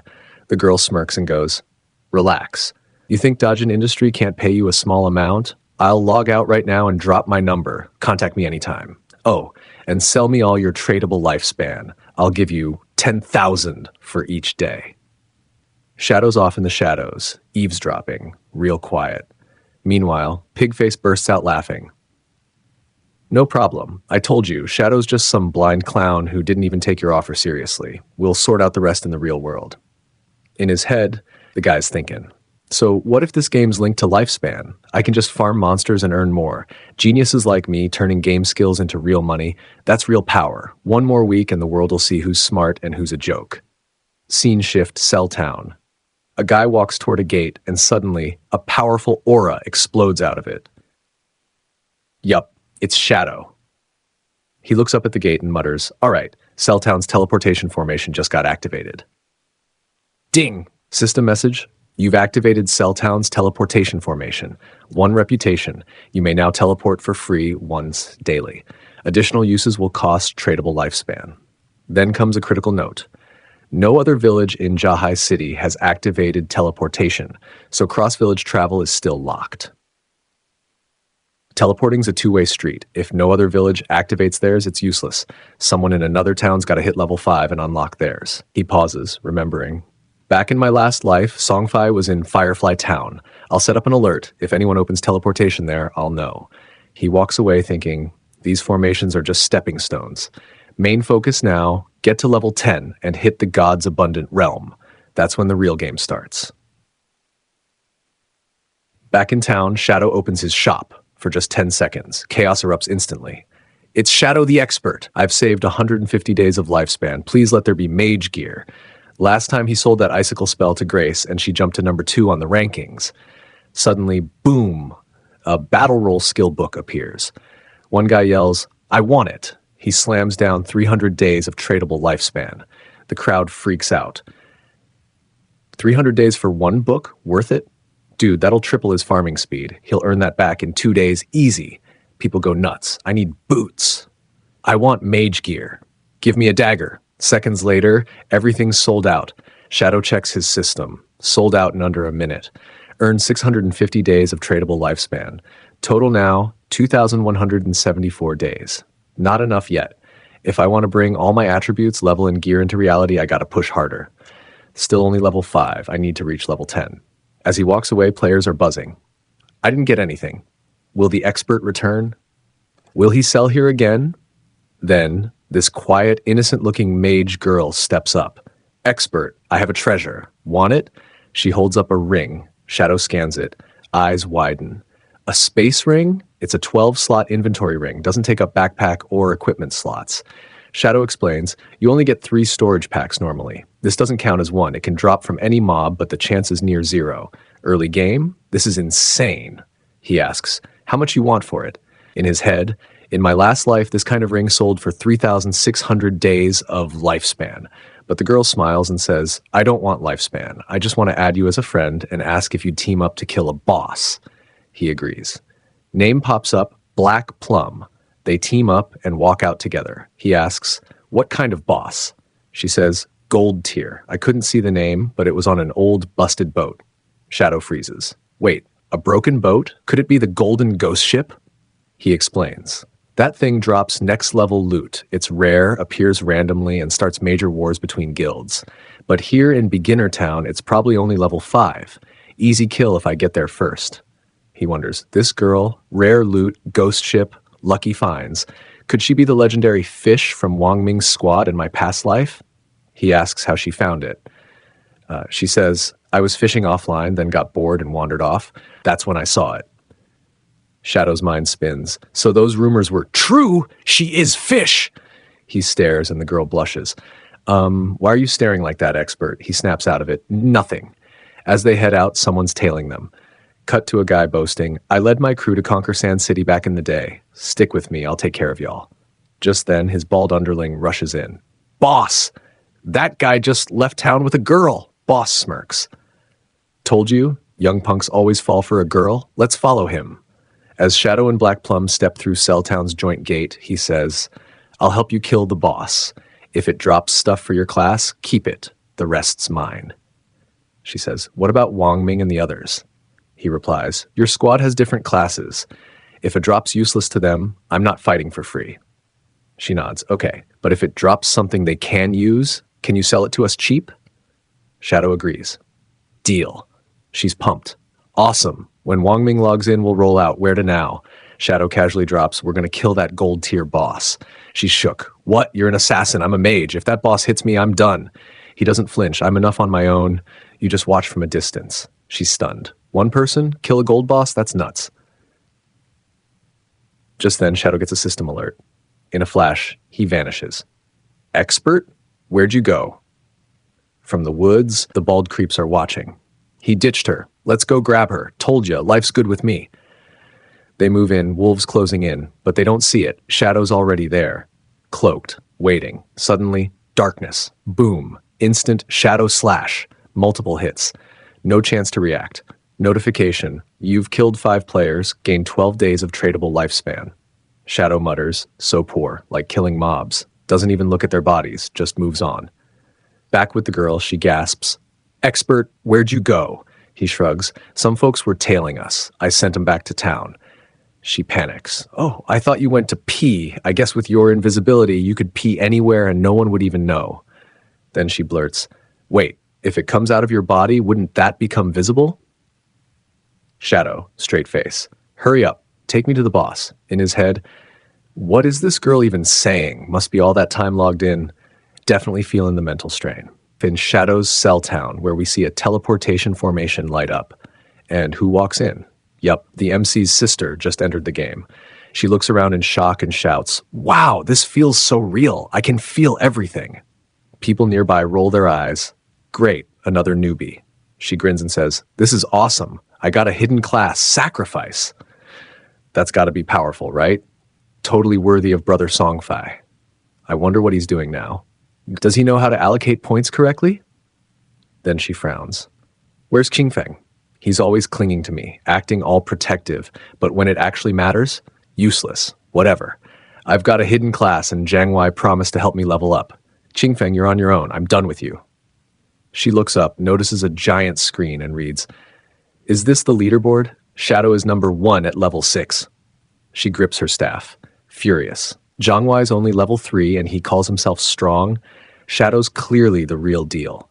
If I team up with Shadow, I'll level up way faster. But where do I find him?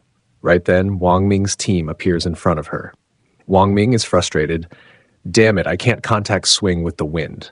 His team's sweating. We can't grind without a healer. We're not solo farming legends like Shadow. We need to find a new healer. ASAP. Suddenly, a voice from behind them. Hello. They turn and it's the MC's sister, smiling sweetly. Do you need a healer? I've got a hidden class. Life sacrifice. Scene shift. We're back with Shadow and Black Plum standing on the edge of a deep ravine. Shadow peers down at a pond surrounded by dried trees. He spots it. There it is, the Golden Ghost ship. Shadow activates invisibility and tells Black Plum, "Stay hidden. Don't move. I'll handle this." She trembles. Okay, expert. Be careful. Shadow leaps into the ravine. Boom! A notification. Due to the Golden Ghost ship's influence, this area has become a violent domain. Lifespan loss rate increased 100x. Shadow calculates. So 15 minutes here equals 1 day of lifespan loss. No big deal. Even if I stay 30 minutes, that's just a few days lost. He eyes the level 5 Golden Ghost ship, gold tier special monster. A countdown hovers above, 45 minutes and 25 seconds. Shadow smirks. Special monsters disappear when their countdown ends. I've got more than enough time. He rushes in with instant shadow slash, slashing through the ship. Damage 550, 550, 550. The skeleton rowing the ship is stunned. Shadow hits it again. Venom darts straight at the ship's front bells. Critical hit, 621 damage. He explains. Most people think the weak point's the skeleton or the ship. Wrong. It's the 2 ghost fire bells on top. Hit those and the ship goes crazy. Just then, the skeleton's eyes glow purple, whirlpools swirl, and razor-sharp water blades shoot out. Shadow shouts, "Here comes a massive AoE. These water blades do insane damage. Even a warrior in full silver gear would barely survive a hit. Good thing my agility's maxed, I can dodge them." The water blades fade. Shadow continues. Next, it summons 12 decaying water ghosts. Each one silver tier. Most parties would get steamrolled. And bam, 12 rotting water ghosts emerge. Shadow's invisible, watching. They can't see me. One right angle. I can wipe them all. Instant shadow slash.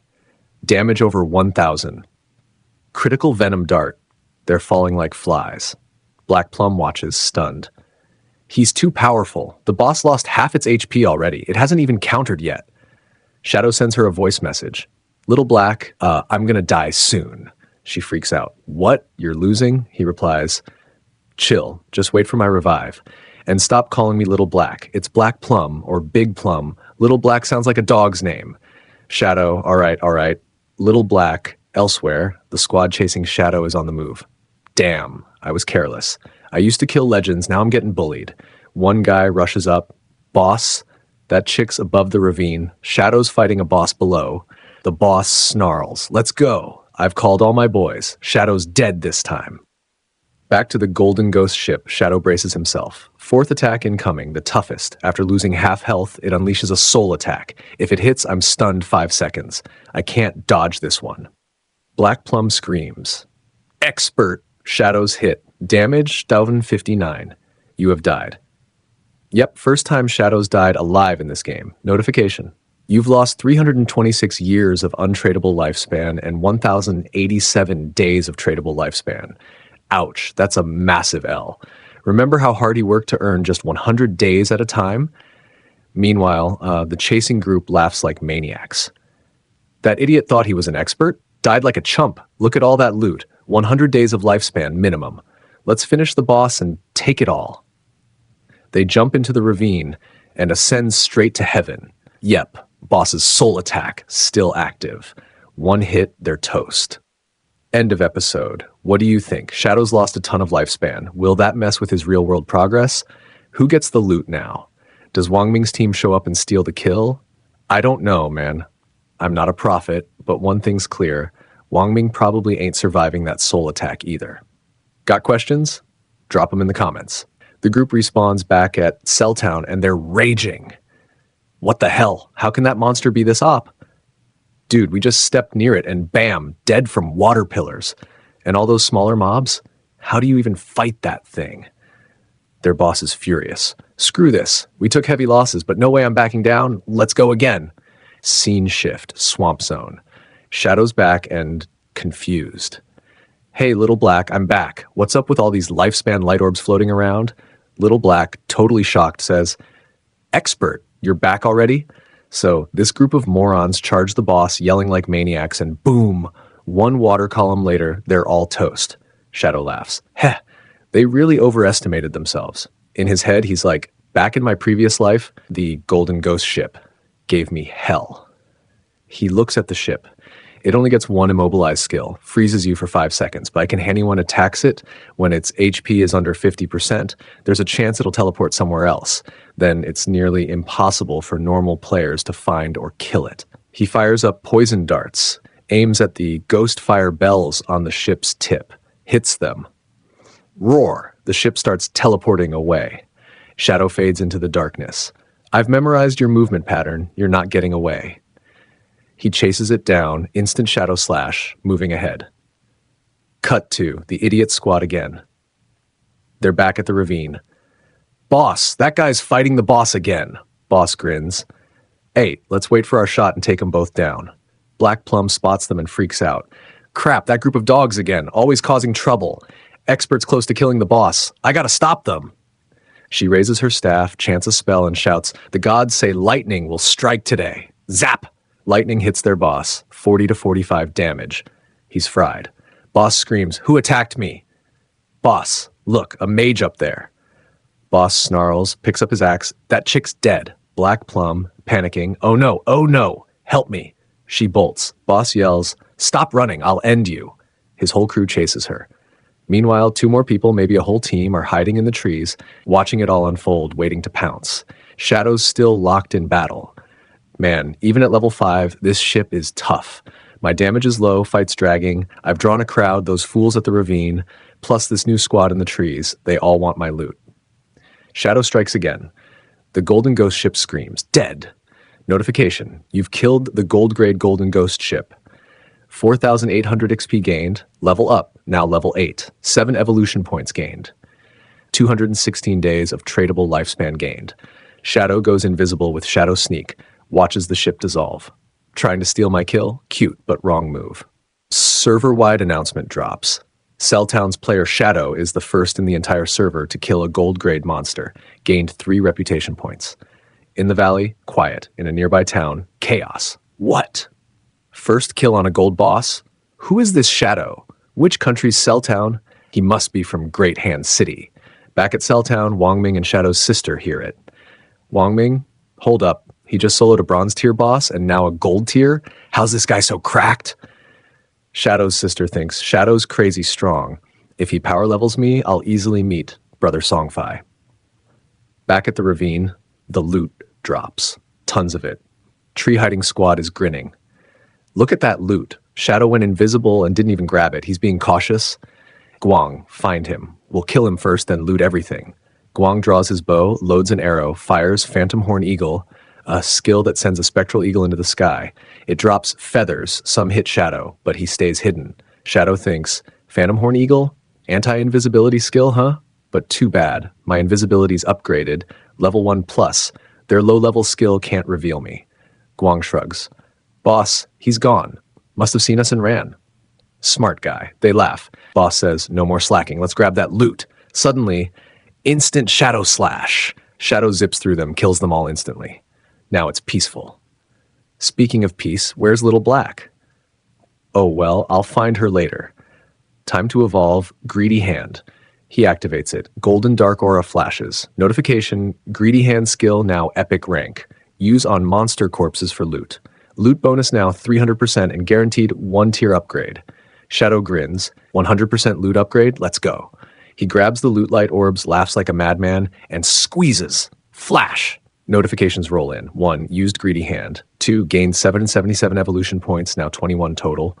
3. Gained 216 buys 3 days lifespan, 648 days total. 4. Obtained 2 ghost fire bells and some minor loot. Shadow. 2 ghost fire bells? Jackpot! Notification explains. No lifespan loss on death, 18 sec cooldown, 15.6 for Shadow. Soul Absorb passive, plus 40% lifespan drop rate from monsters. Active skill, stun enemies in a 100-meter radius for 3 seconds, 600 sec cooldown, 5 or 21 for Shadow. Takes only 1 inventory slot. Shadow, OP and compact. I'm loving this.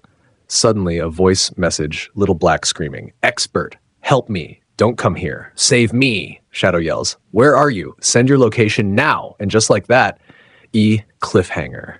So many questions. What happens next? Who's after Little Black? What kind of trouble's she in? Drop your theories in the comments. All will be revealed in the next episode. Next chapter's ready, dropping tomorrow or maybe the day after. Gotta keep that channel consistency, you know? Like the video? Smash that like button. New here? Hit subscribe, launch a new channel. I might launch a new channel, link might be in the description, so check it out. New vids coming soon. As we saw in the last episode, Shadow had killed a gold rank monster, the announcement of which had been made throughout the entire server. From this monster, the MC obtained ghost fire bells, which he will keep in his inventory, so his lifespan won't drop even after dying. These ghost fire bells have other advantages as well, which we had already seen in the last episode.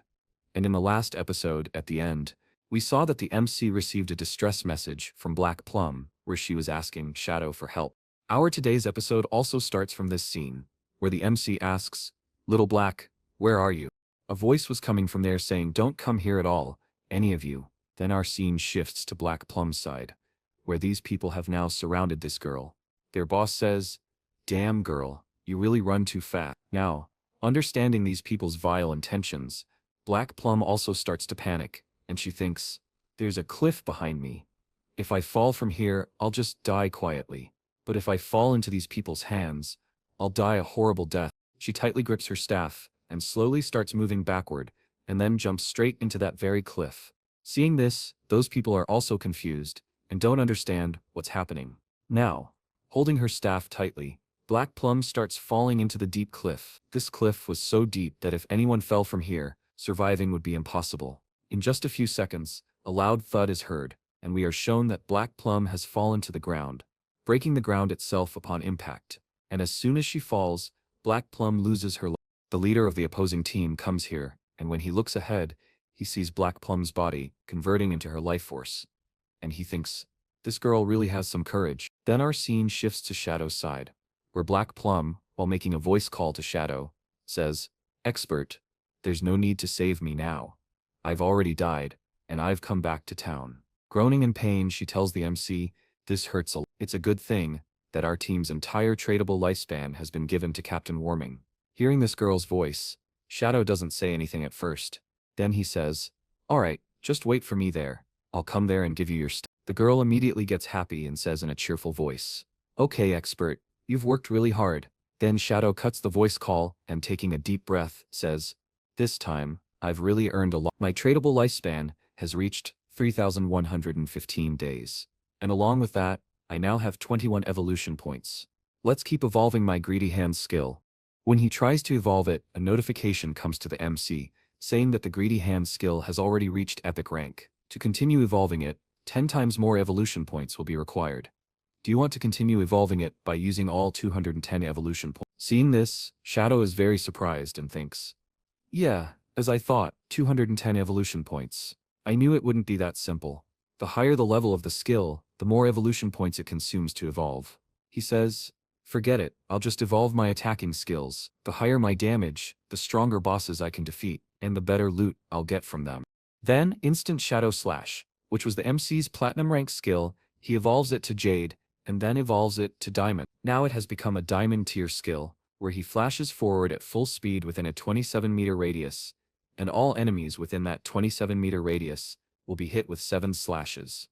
Each slash will be 4.1 meters in length, and will deal 300 additional damage. After using it, he will enter an invisibility state for 9 seconds, and its cooldown time is 10.43 seconds.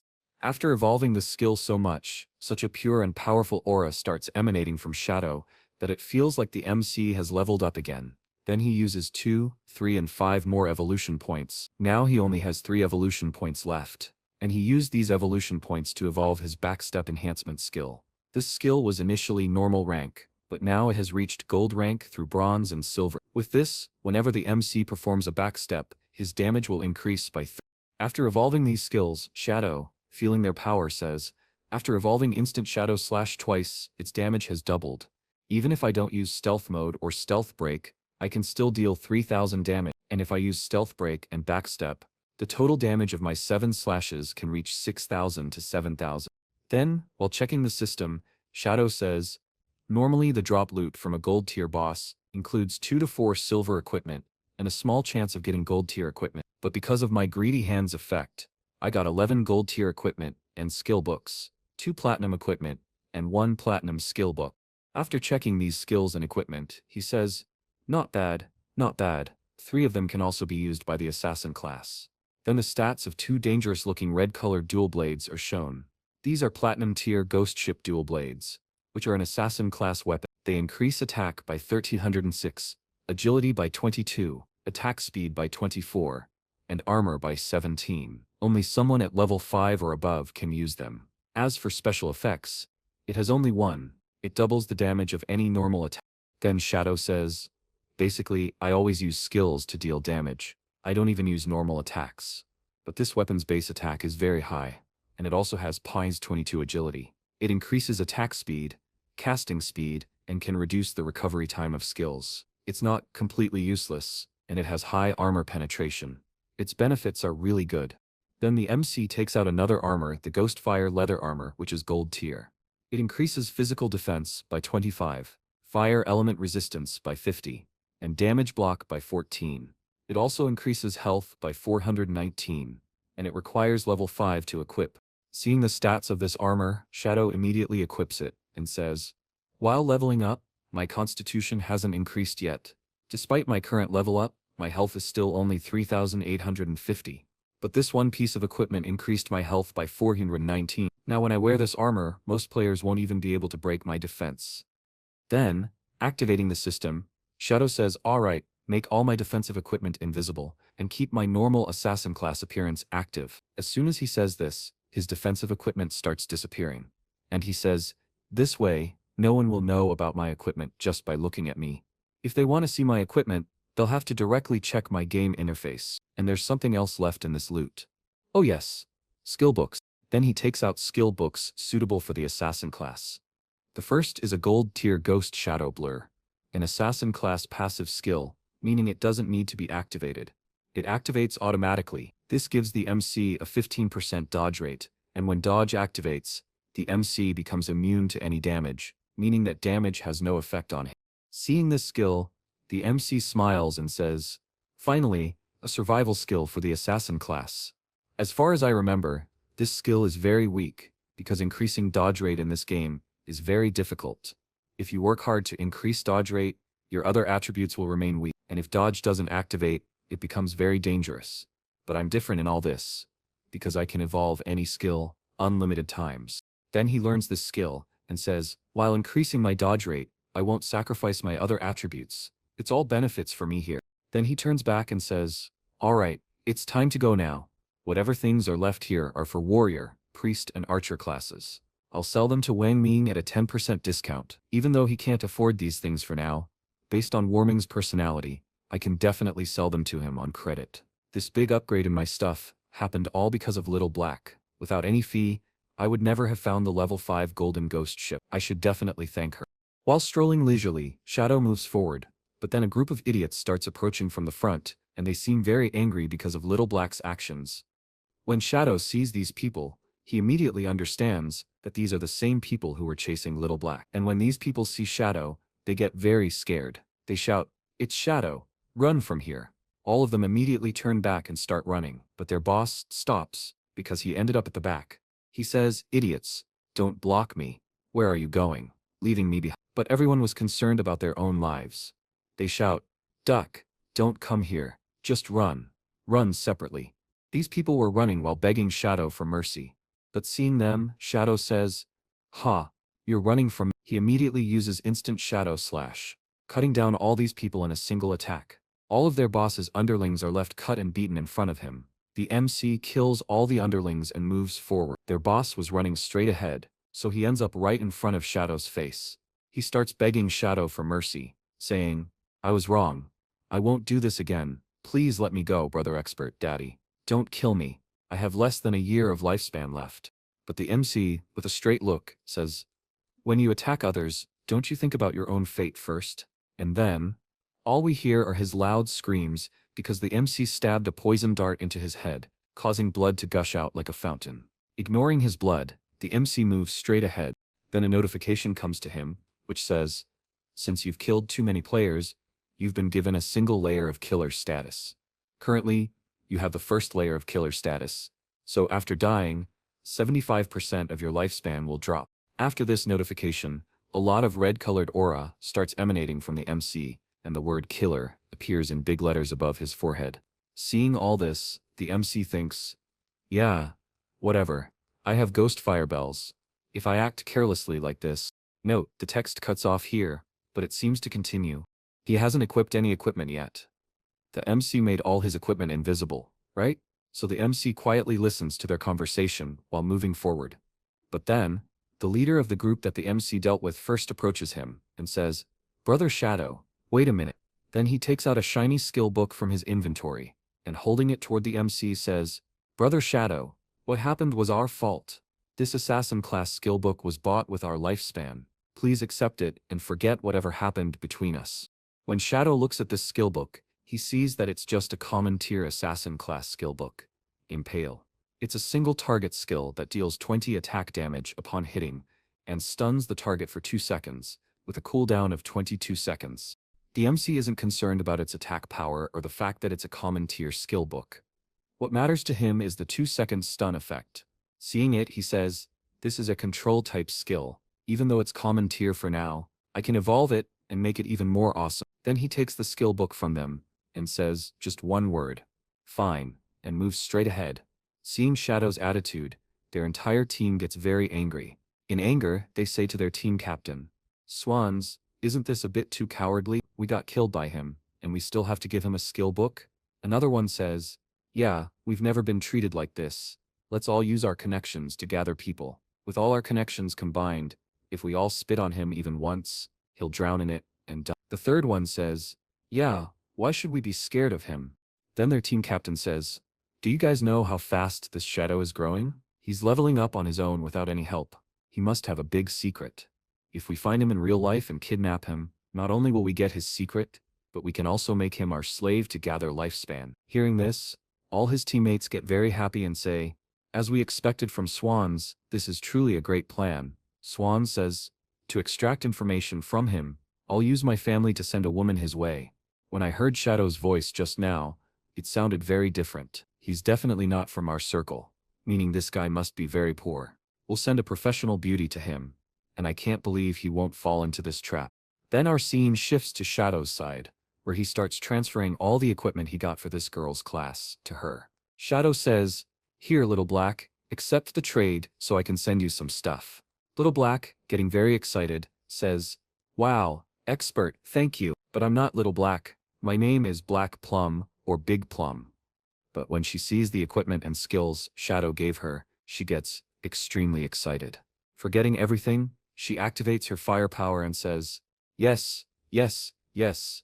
This is just too awesome. This skill, this necklace, it instantly multiplied my damage several times. It more than doubled my mana regeneration." From her face, she looked extremely happy, and she says, "Expert, expert, thank you so much." Shadow says, "You're welcome. I'm just fulfilling our agreement. So give me that space ring." The girl immediately takes out the space ring and says, "Oh yes. Here you go." Then, laughing, she says to Shadow, "By the way, while I was escaping from those people in the forest, I saw an underground cave. It looked like some kind of entrance to a ruin. Are you interested in that?" Hearing this, Shadow is very surprised and thinks to himself, First the golden ghost ship, and now this ruins entrance. Befriending this girl is really very beneficial, and it's beneficial for both of us, because if I hadn't given her 2 gold tier equipment, she probably wouldn't have told me about this information. And because of this space ring, his inventory now finally has 27 slots. So Shadow says, by the way, where's Warm? Once I sell all these leftover things to you guys, I'll go check out the ruin you told me about. The girl says, alright, but the captain and the others have gone to train with a new priest. They won't be back soon. Then, activating the system window, she says, I marked the ruins entrance directly on the map. There's a stone slab behind some bushes. While escaping, I moved that stone slab to hide there and stayed there for a while. But as soon as I took a few steps inside, I started hearing very loud roars from within. I got so scared that I immediately ran away from there. Otherwise, those people would never have caught me. Hearing all this, Shadow immediately uses his shadow sneak and disappears into the shadows, saying, alright, I understand, so now I'll head straight to the ruin. When Warming comes back, I'll trade with him later. He disappeared so quickly that the girl didn't understand anything. She starts shouting from behind, expert, where did you go? By the time she realizes, Shadow has already reached the forest. Running at full speed in the shadows, he thinks, at first, I wanted to find a place where I could grind comfortably, to reach level 10, but now that I know about the ruin, there's no need to grind anymore. Then Shadow tells us that in beginner towns, the ruins that appear are mainly of 3 types. Some are tombs, some are cursed ruins, and some are temples of faith. It doesn't matter what type of ruin it is, there will only be some small bronze tier monsters, and there might be some silver tier monsters as well. But for him, they're just rivers of lifespan and evolution points, showing us some slabs among the bushes which have been moved aside, and from there, some stairs are descending. And the one who moved this slab is none other than our MC, Shadow. He is coming down the stairs, and while coming, he thinks, in beginner towns, only 3 types of ruins are found. The first is tombs, the second is cursed ruins, and the third is temple of faith. There's no need to say much about the tombs. They have hordes of monsters that are very difficult to kill, and at the end, there's almost always a gold tier monster. In the second, cursed ruins, the monsters are cursed by ancient gods or evil gods. They might have been human initially, but over time, after dying, they transform into ghosts. In the third, temple of faith, all the monsters are believers of ancient gods or evil gods. The area of this type of ruin is very complex, meaning it's very difficult to find the way here. Then Shadow explains that if a person completes the first 2 types of ruins, they can get special items or skill books from them. Then Shadow starts looking at some figures on the wall, and after seeing these designs, he realizes that this is a temple of faith. Looking at these designs, he thinks, these murals look somewhat familiar. Murals are probably something religious, or something, I don't know. So sorry for that, I know you guys probably don't know either. You can just assume these are designs. Then suddenly it hits him, and he says, oh yes, this is really a temple of faith, of the ancient god of judgment. And from inside, very loud ooh and screaming sounds are coming. He thinks, the origin of this temple is the same as my eye of judgment. Then our scene changes and we are shown the forest, where someone is fighting. And we are shown that it's Wang Ming, who is sitting with his shield up, and someone is attacking him. We are shown that it's a joint crawler which has broken Wang Ming's shield as well. It comes close to him, lets out a loud roar, and lands a powerful strike on Wang Ming, causing him to cough up blood and fall far away. Now, Wang Ming, drenched in blood and half dead, falls right in front of the MC's sister, Queen Xiao. But Queen Xiao doesn't do anything even then. So Wang Ming's teammate shouts loudly at her, hey, heal him quickly. What are you doing just standing there? But we are shown Queen Xiao's side. In this heavy rain, she's trembling with fear of this monster. Big tears start forming in her eyes, and in a trembling voice, she says, okay, but how do I do this? In the meantime, the 4-handed crawler stands right above them, and Wang Ming's teammate shouts, damn it, it's here again. Hurry up and use your skill. But Queen Xiao, in her panic, throws her staff down and sits on the ground, holding her face and crying. She says, I'm so scared, and with these screams, after a while, silence spreads all around, and you can guess why there's silence here. Yes, Wang Ming's team has teleported back to town after dying. All of them are standing with long faces, not a single word coming out of anyone's mouth. Then Big Plum, who is standing in front, high-fives them and says, hey Captain, why did you come back so soon? Expert Shadow hasn't returned yet. You can't buy equipment yet. Then Wang Ming's teammate starts shouting at Queen Xiao. He says angrily, "What the hell? I've never seen such a stupid person. You don't know how to dodge monster attacks. You don't know how to use your skills. You're a healer, but don't know how to heal. What do you even know?" Then, to mediate, Little Black comes in between and says to him, "Hey, why are you so angry? She's clearly just a beginner.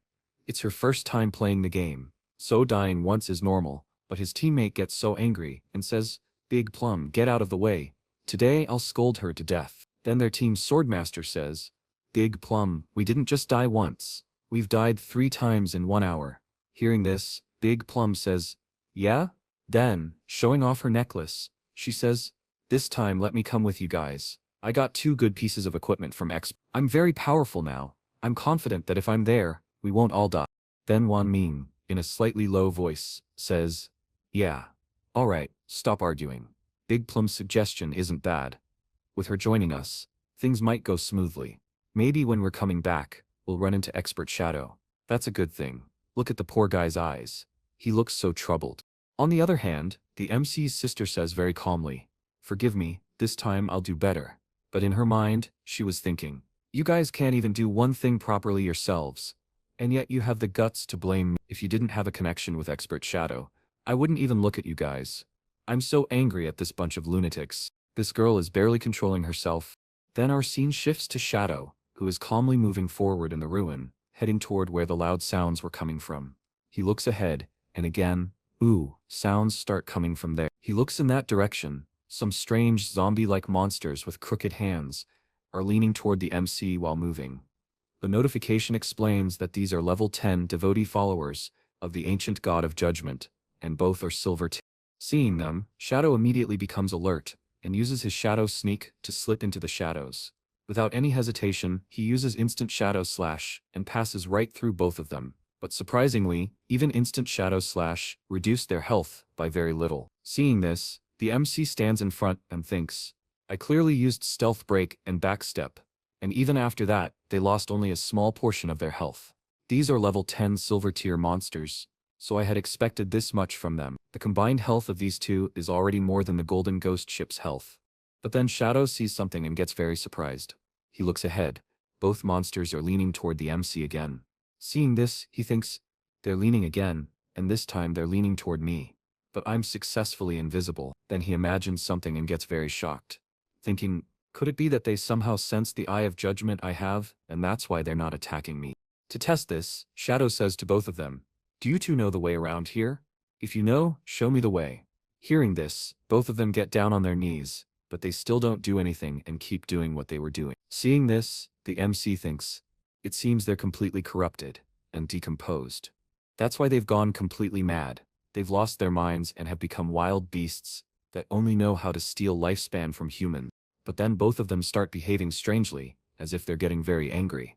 They suddenly let out a loud roar, activate their powers in both hands, and attack directly. But they didn't attack Shadow. In fact, another team was coming from the other door, and they attacked them directly. The team there shouts, "Hey, be careful, the monsters are coming this way." Shadow also turns to look at that team, and their entire team is screaming, "Ah, these are 2 silver tier monsters. We can't even handle one, and now 2 have come. Everyone, run." Then we are shown this team, whose most members have died and are transforming into lifespan, and a mage girl, from their team, screaming loudly, also starts dying. Seeing the power of these silver tier monsters, it looks like some strange flames are burning, and in the next moment, their entire team has transformed into lifespan and is lying on the ground. But surprisingly, these 2 monsters don't go forward to devour that lifespan first. The MC thinks about their team. This was the same group as that girl who bought the Ice Spike skill book from me. What was her name? Grey Rose? Yeah, probably that. I never thought these people would find this ruin too. But looking at their levels and equipment, it doesn't seem like they were even thinking of going deeper inside. Honestly, I don't think current players are that weak. Their levels and equipment are very weak. I'm moving so fast, no one else can come this far into the ruin. Then the MC moves forward to pick up their lifespan, and both monsters lean in front of the MC again. Checking the lifespan, the MC says, "Wow, they really dropped over 100 days of tradable lifespan.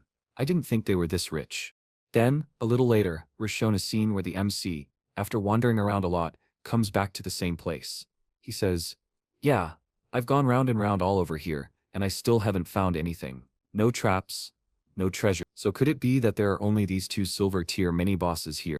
Then, taking out his poison dart, he looks back at these monsters and says, forget it. Without any hesitation, he attacks both monsters' heads with poison darts, and in one or two attacks, both are killed. A notification comes.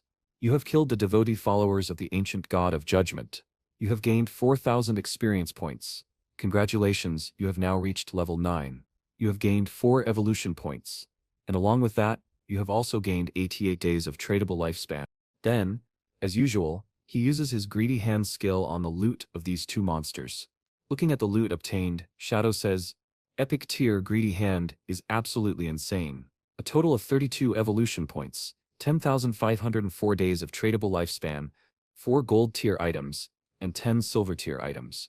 Then he takes out a necklace in his hand and says, "Among these gold tier items, there's one equipment for the assassin class 2. The name of this equipment is Pendant of Faithful, meaning a pendant for the trustworthy.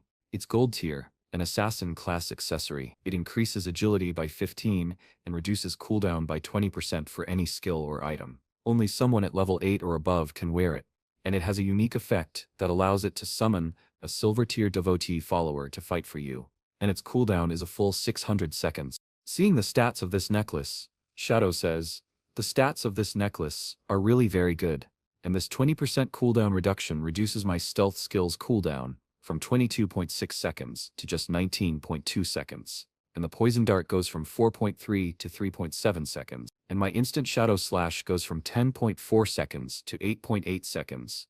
Now I can grind even faster, and for now, all my gear has a level 8 pawn requirement, meaning only someone at level 8 or higher can use them, and besides me, there's no one else this powerful here, so no one else can use them either. That's why I'll keep them for now, and sell them later." Then Shadow gets an alert from behind. He looks back, and there, a strange circle is opening on the ground, and it's trembling. Some movement is happening. A strange pillar starts coming out from inside that circle. Seeing this, Shadow says in a stylish manner, "This was bound to happen. After killing all the monsters here, this mechanism was bound to activate." The beginning of this chapter starts where the MC, looking at this mechanism, says, "This is a hidden mechanism." Then Shadow jumps and stands right next to this pillar, causing a creaking sound to come from the top of the pillar. And this mechanism activates again. We are shown that it starts sinking completely from below. And seeing this, the MC says, "What, is this some kind of lift?" As soon as Shadow goes a little downward, the ceiling above closes on its own, but the MC doesn't worry about this at all. And we are shown a scene from a little later. The MC, slowly descending on this stone lift, finally reaches the bottom after centuries. Seeing this, our MC says, "Finally it has stopped. I feel like I've come 300 to 400 meters deep." The MC still didn't know what was happening here, or where this was taking him, but when he looks ahead, he says, What is this?" We are shown that right in front, the door of this old lift opens before him. He looks, and sees that it's some kind of maze. A maze beneath a temple. Looking at the open door in front, the MC explains, "Inside a ruin, there are certain chances that as soon as you complete the ruin, a hidden maze door can open. In my previous life, I explored many such mazes. In such mazes, countless traps are set up. But as long as you have some people to act as cannon fodder for you, there's basically no danger here. But if you bring some people to act as cannon fodder, it takes a lot of time." Then he takes out the same necklace that he got as a reward in the ruin, and says, "With my current attributes, if I get caught in even one of these traps, I'll basically die. But luckily, I have this." We saw all the information about this necklace in the last episode. The MC is about to use the unique effect of this necklace. Then he holds the necklace forward, and summons a silver tier devotee follower from it. As soon as the follower is summoned, the MC gestures with his hand and says, "Go scout the things ahead." Soon as the order is given, his follower starts moving forward without thinking, and our Shadow walks behind with his hands clasped, saying, "If you have a pawn who walks ahead and scouts the situation well, exploring here becomes very easy, but still, there's a slight chance of danger here. If that's the case, I should evolve my passive dodge skill as much as possible." Then he uses his evolution points, where he evolves his Ghost Shadow Blur skill 4 times, for which he uses 1 evolution point. The first time, 2, the second time, 3, the third time, and 5 the fourth time. Now he has only 24 evolution points left. His Ghost Shadow Blur skill has reached epic tier, and where it used to give a 15% dodge rate before, now this skill gives a 75% dodge rate. And once this passive skill activates, it also gives immunity to every damage. After reading this, the MC gets very happy and says, 75% dodge rate. That's already a lot. Now my remaining evolution points will be enough to evolve Instant Shadow Slash to epic tier. He uses 13 evolution points for this, and now he has only 11 evolution points left. His Instant Shadow Slash has gone from Diamond to epic tier, where it used to flash up to 27 meters before. Now it can go up to 30 meters.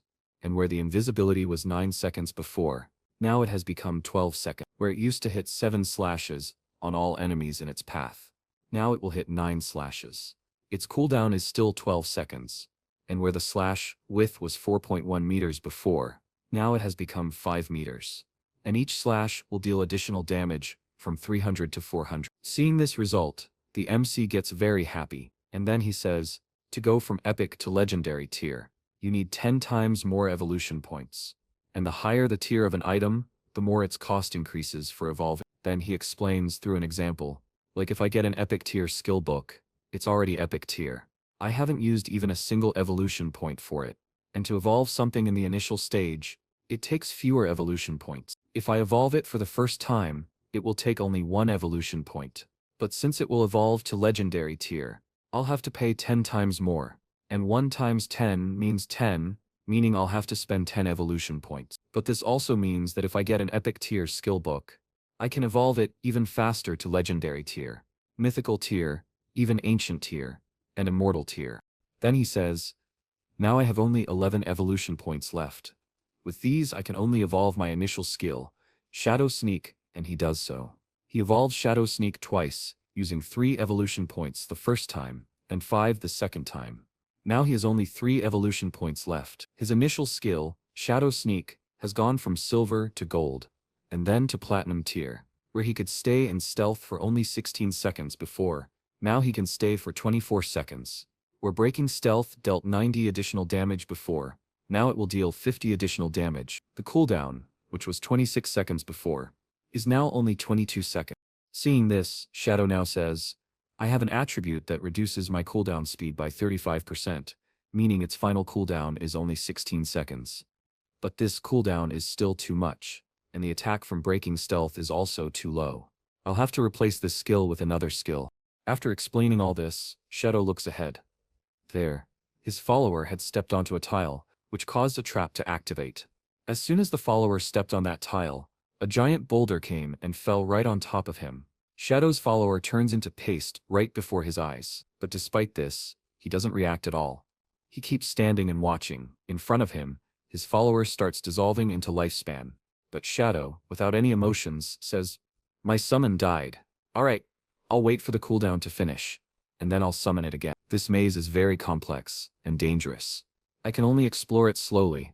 Now I can only hope that when the time comes, I get some really good things from this. Then our scene shifts to the upper layer of this temple, where our MC had already passed through. From an empty path, a shield warrior and a kid start looking around. When they look around, they don't see anything. Not finding anything, the shield warrior turns back to his captain and says, Captain, I can confirm from the front that those 2 monsters have disappeared. Then his captain, whose name is probably Gray, says, what? How can this be? Then all 3 reach the middle of that room, and looking around, Gray says, our lifespan is gone from here too. It seems someone killed those 2 monsters, and took our lifespan as well. But who could it be? Then the shield warrior says, at this time, only expert Shadow can kill 2 silver tier boss monsters at once. Then the kid says, did expert Shadow really come here? It seems like he's the one who took our dropped lifespan. At least that's what it looks like. But there's one good thing, he won't have to die again at the hands of those boss monsters. Hearing all this, Miss Gray falls into thought. And while thinking, she thinks, when we came here, we definitely saw a person, and it looked like he was communicating with the monsters. So was that Shadow? Could it be that he has a skill that can even control bosses? What an incomprehensible skill. Its power is really so dangerous. Then our scene shifts back to the MC, where his follower has gotten caught in another trap. Lots of arrows pierce right through him, and his screams echo through the entire tunnel. Seeing this, our MC says, I've been wandering here for 3 to 4 hours, and now I feel like the end of this maze is coming soon. If I think based on the experience from my previous life, if someone uses human lives to explore this ruin, at least 100 people's lives would be lost here. Then he summons his follower again and orders it to move forward and explore. And now our scene moves a little forward, where the follower is walking in a strange broken place. Our MC is following from behind, but now a closed door has appeared in front. As soon as he reaches it, the MC says to it, "Go and open that door." The follower, making ooh ooh sounds, goes to the door, but when it goes forward and pushes the gate, even after putting in all its strength, it can't open the gate. Seeing this, our MC says, "This is so strange, it's not opening." Then he goes close to it and tries to detect it, but when the gate detects the MC's energy, it immediately starts opening. As the gate opens, a lot of energy and mist start coming out from inside, seeing which, our shadow also gets confused. When he looks ahead, a lot of suction force was coming from there. It felt like that energy was trying to pull him inside. Seeing this, our MC doesn't say anything at first. Then he decides to go inside. Then our scene shifts inside, and inside it was like a completely different world. Where Shadow was in an underground maze before, here it was an open sky filled with shining stars, and this place looked different. Like some factory, but in reality, it was some kind of ritual place. There was a big yellow treasure chest here, next to which a woman wearing priest's clothes was standing. The MC comes inside, and his first glance goes straight to that big treasure chest. Seeing it, he thinks, "This treasure chest is locked with lots of thorny vines, and next to it is this woman, she's an NPC." When he tries to check her information, the woman's information status is filled with question marks everywhere. Seeing this, he thinks, what, her information is completely question marks. In both my lives, this is the first time I'm meeting such a mysterious NPC. When he gets close to her, the priest says something to him in some strange words. And after completing her sentence, she becomes completely silent, and her entire body starts dissolving into life force and merging into the sky. In no time, she converts into light and merges into the air. Seeing this, our MC says, "What? She just disappeared?" And here, all the thorny vines on the treasure chest were also disappearing. And when he looks ahead, that's exactly what was happening. The treasure chest starts glowing slowly, causing all its vines to dissolve into life force and merge into the air. Seeing this, Shadow says, "Even though I couldn't find out any information about that mysterious woman, it's completely confirmed that she's definitely related to my Eye of Judgment." After a while, all the vines on the chest disappear, and the chest starts glowing in a golden color.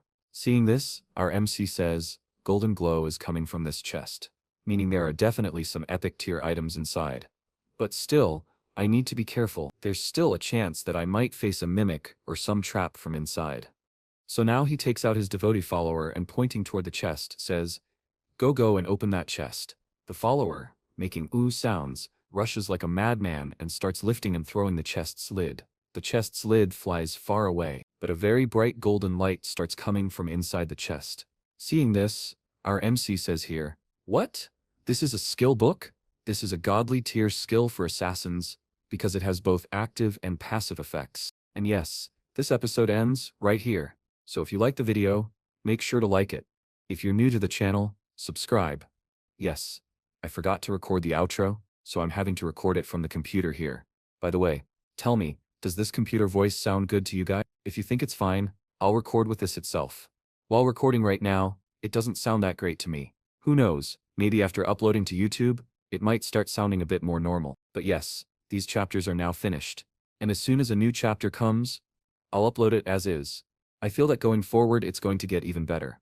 This video is probably showing up first for you guys, so if you want to click and watch, you can. It's really a good series. Alright, so if you like the video, make sure to like it, and wait for the next video. Until then,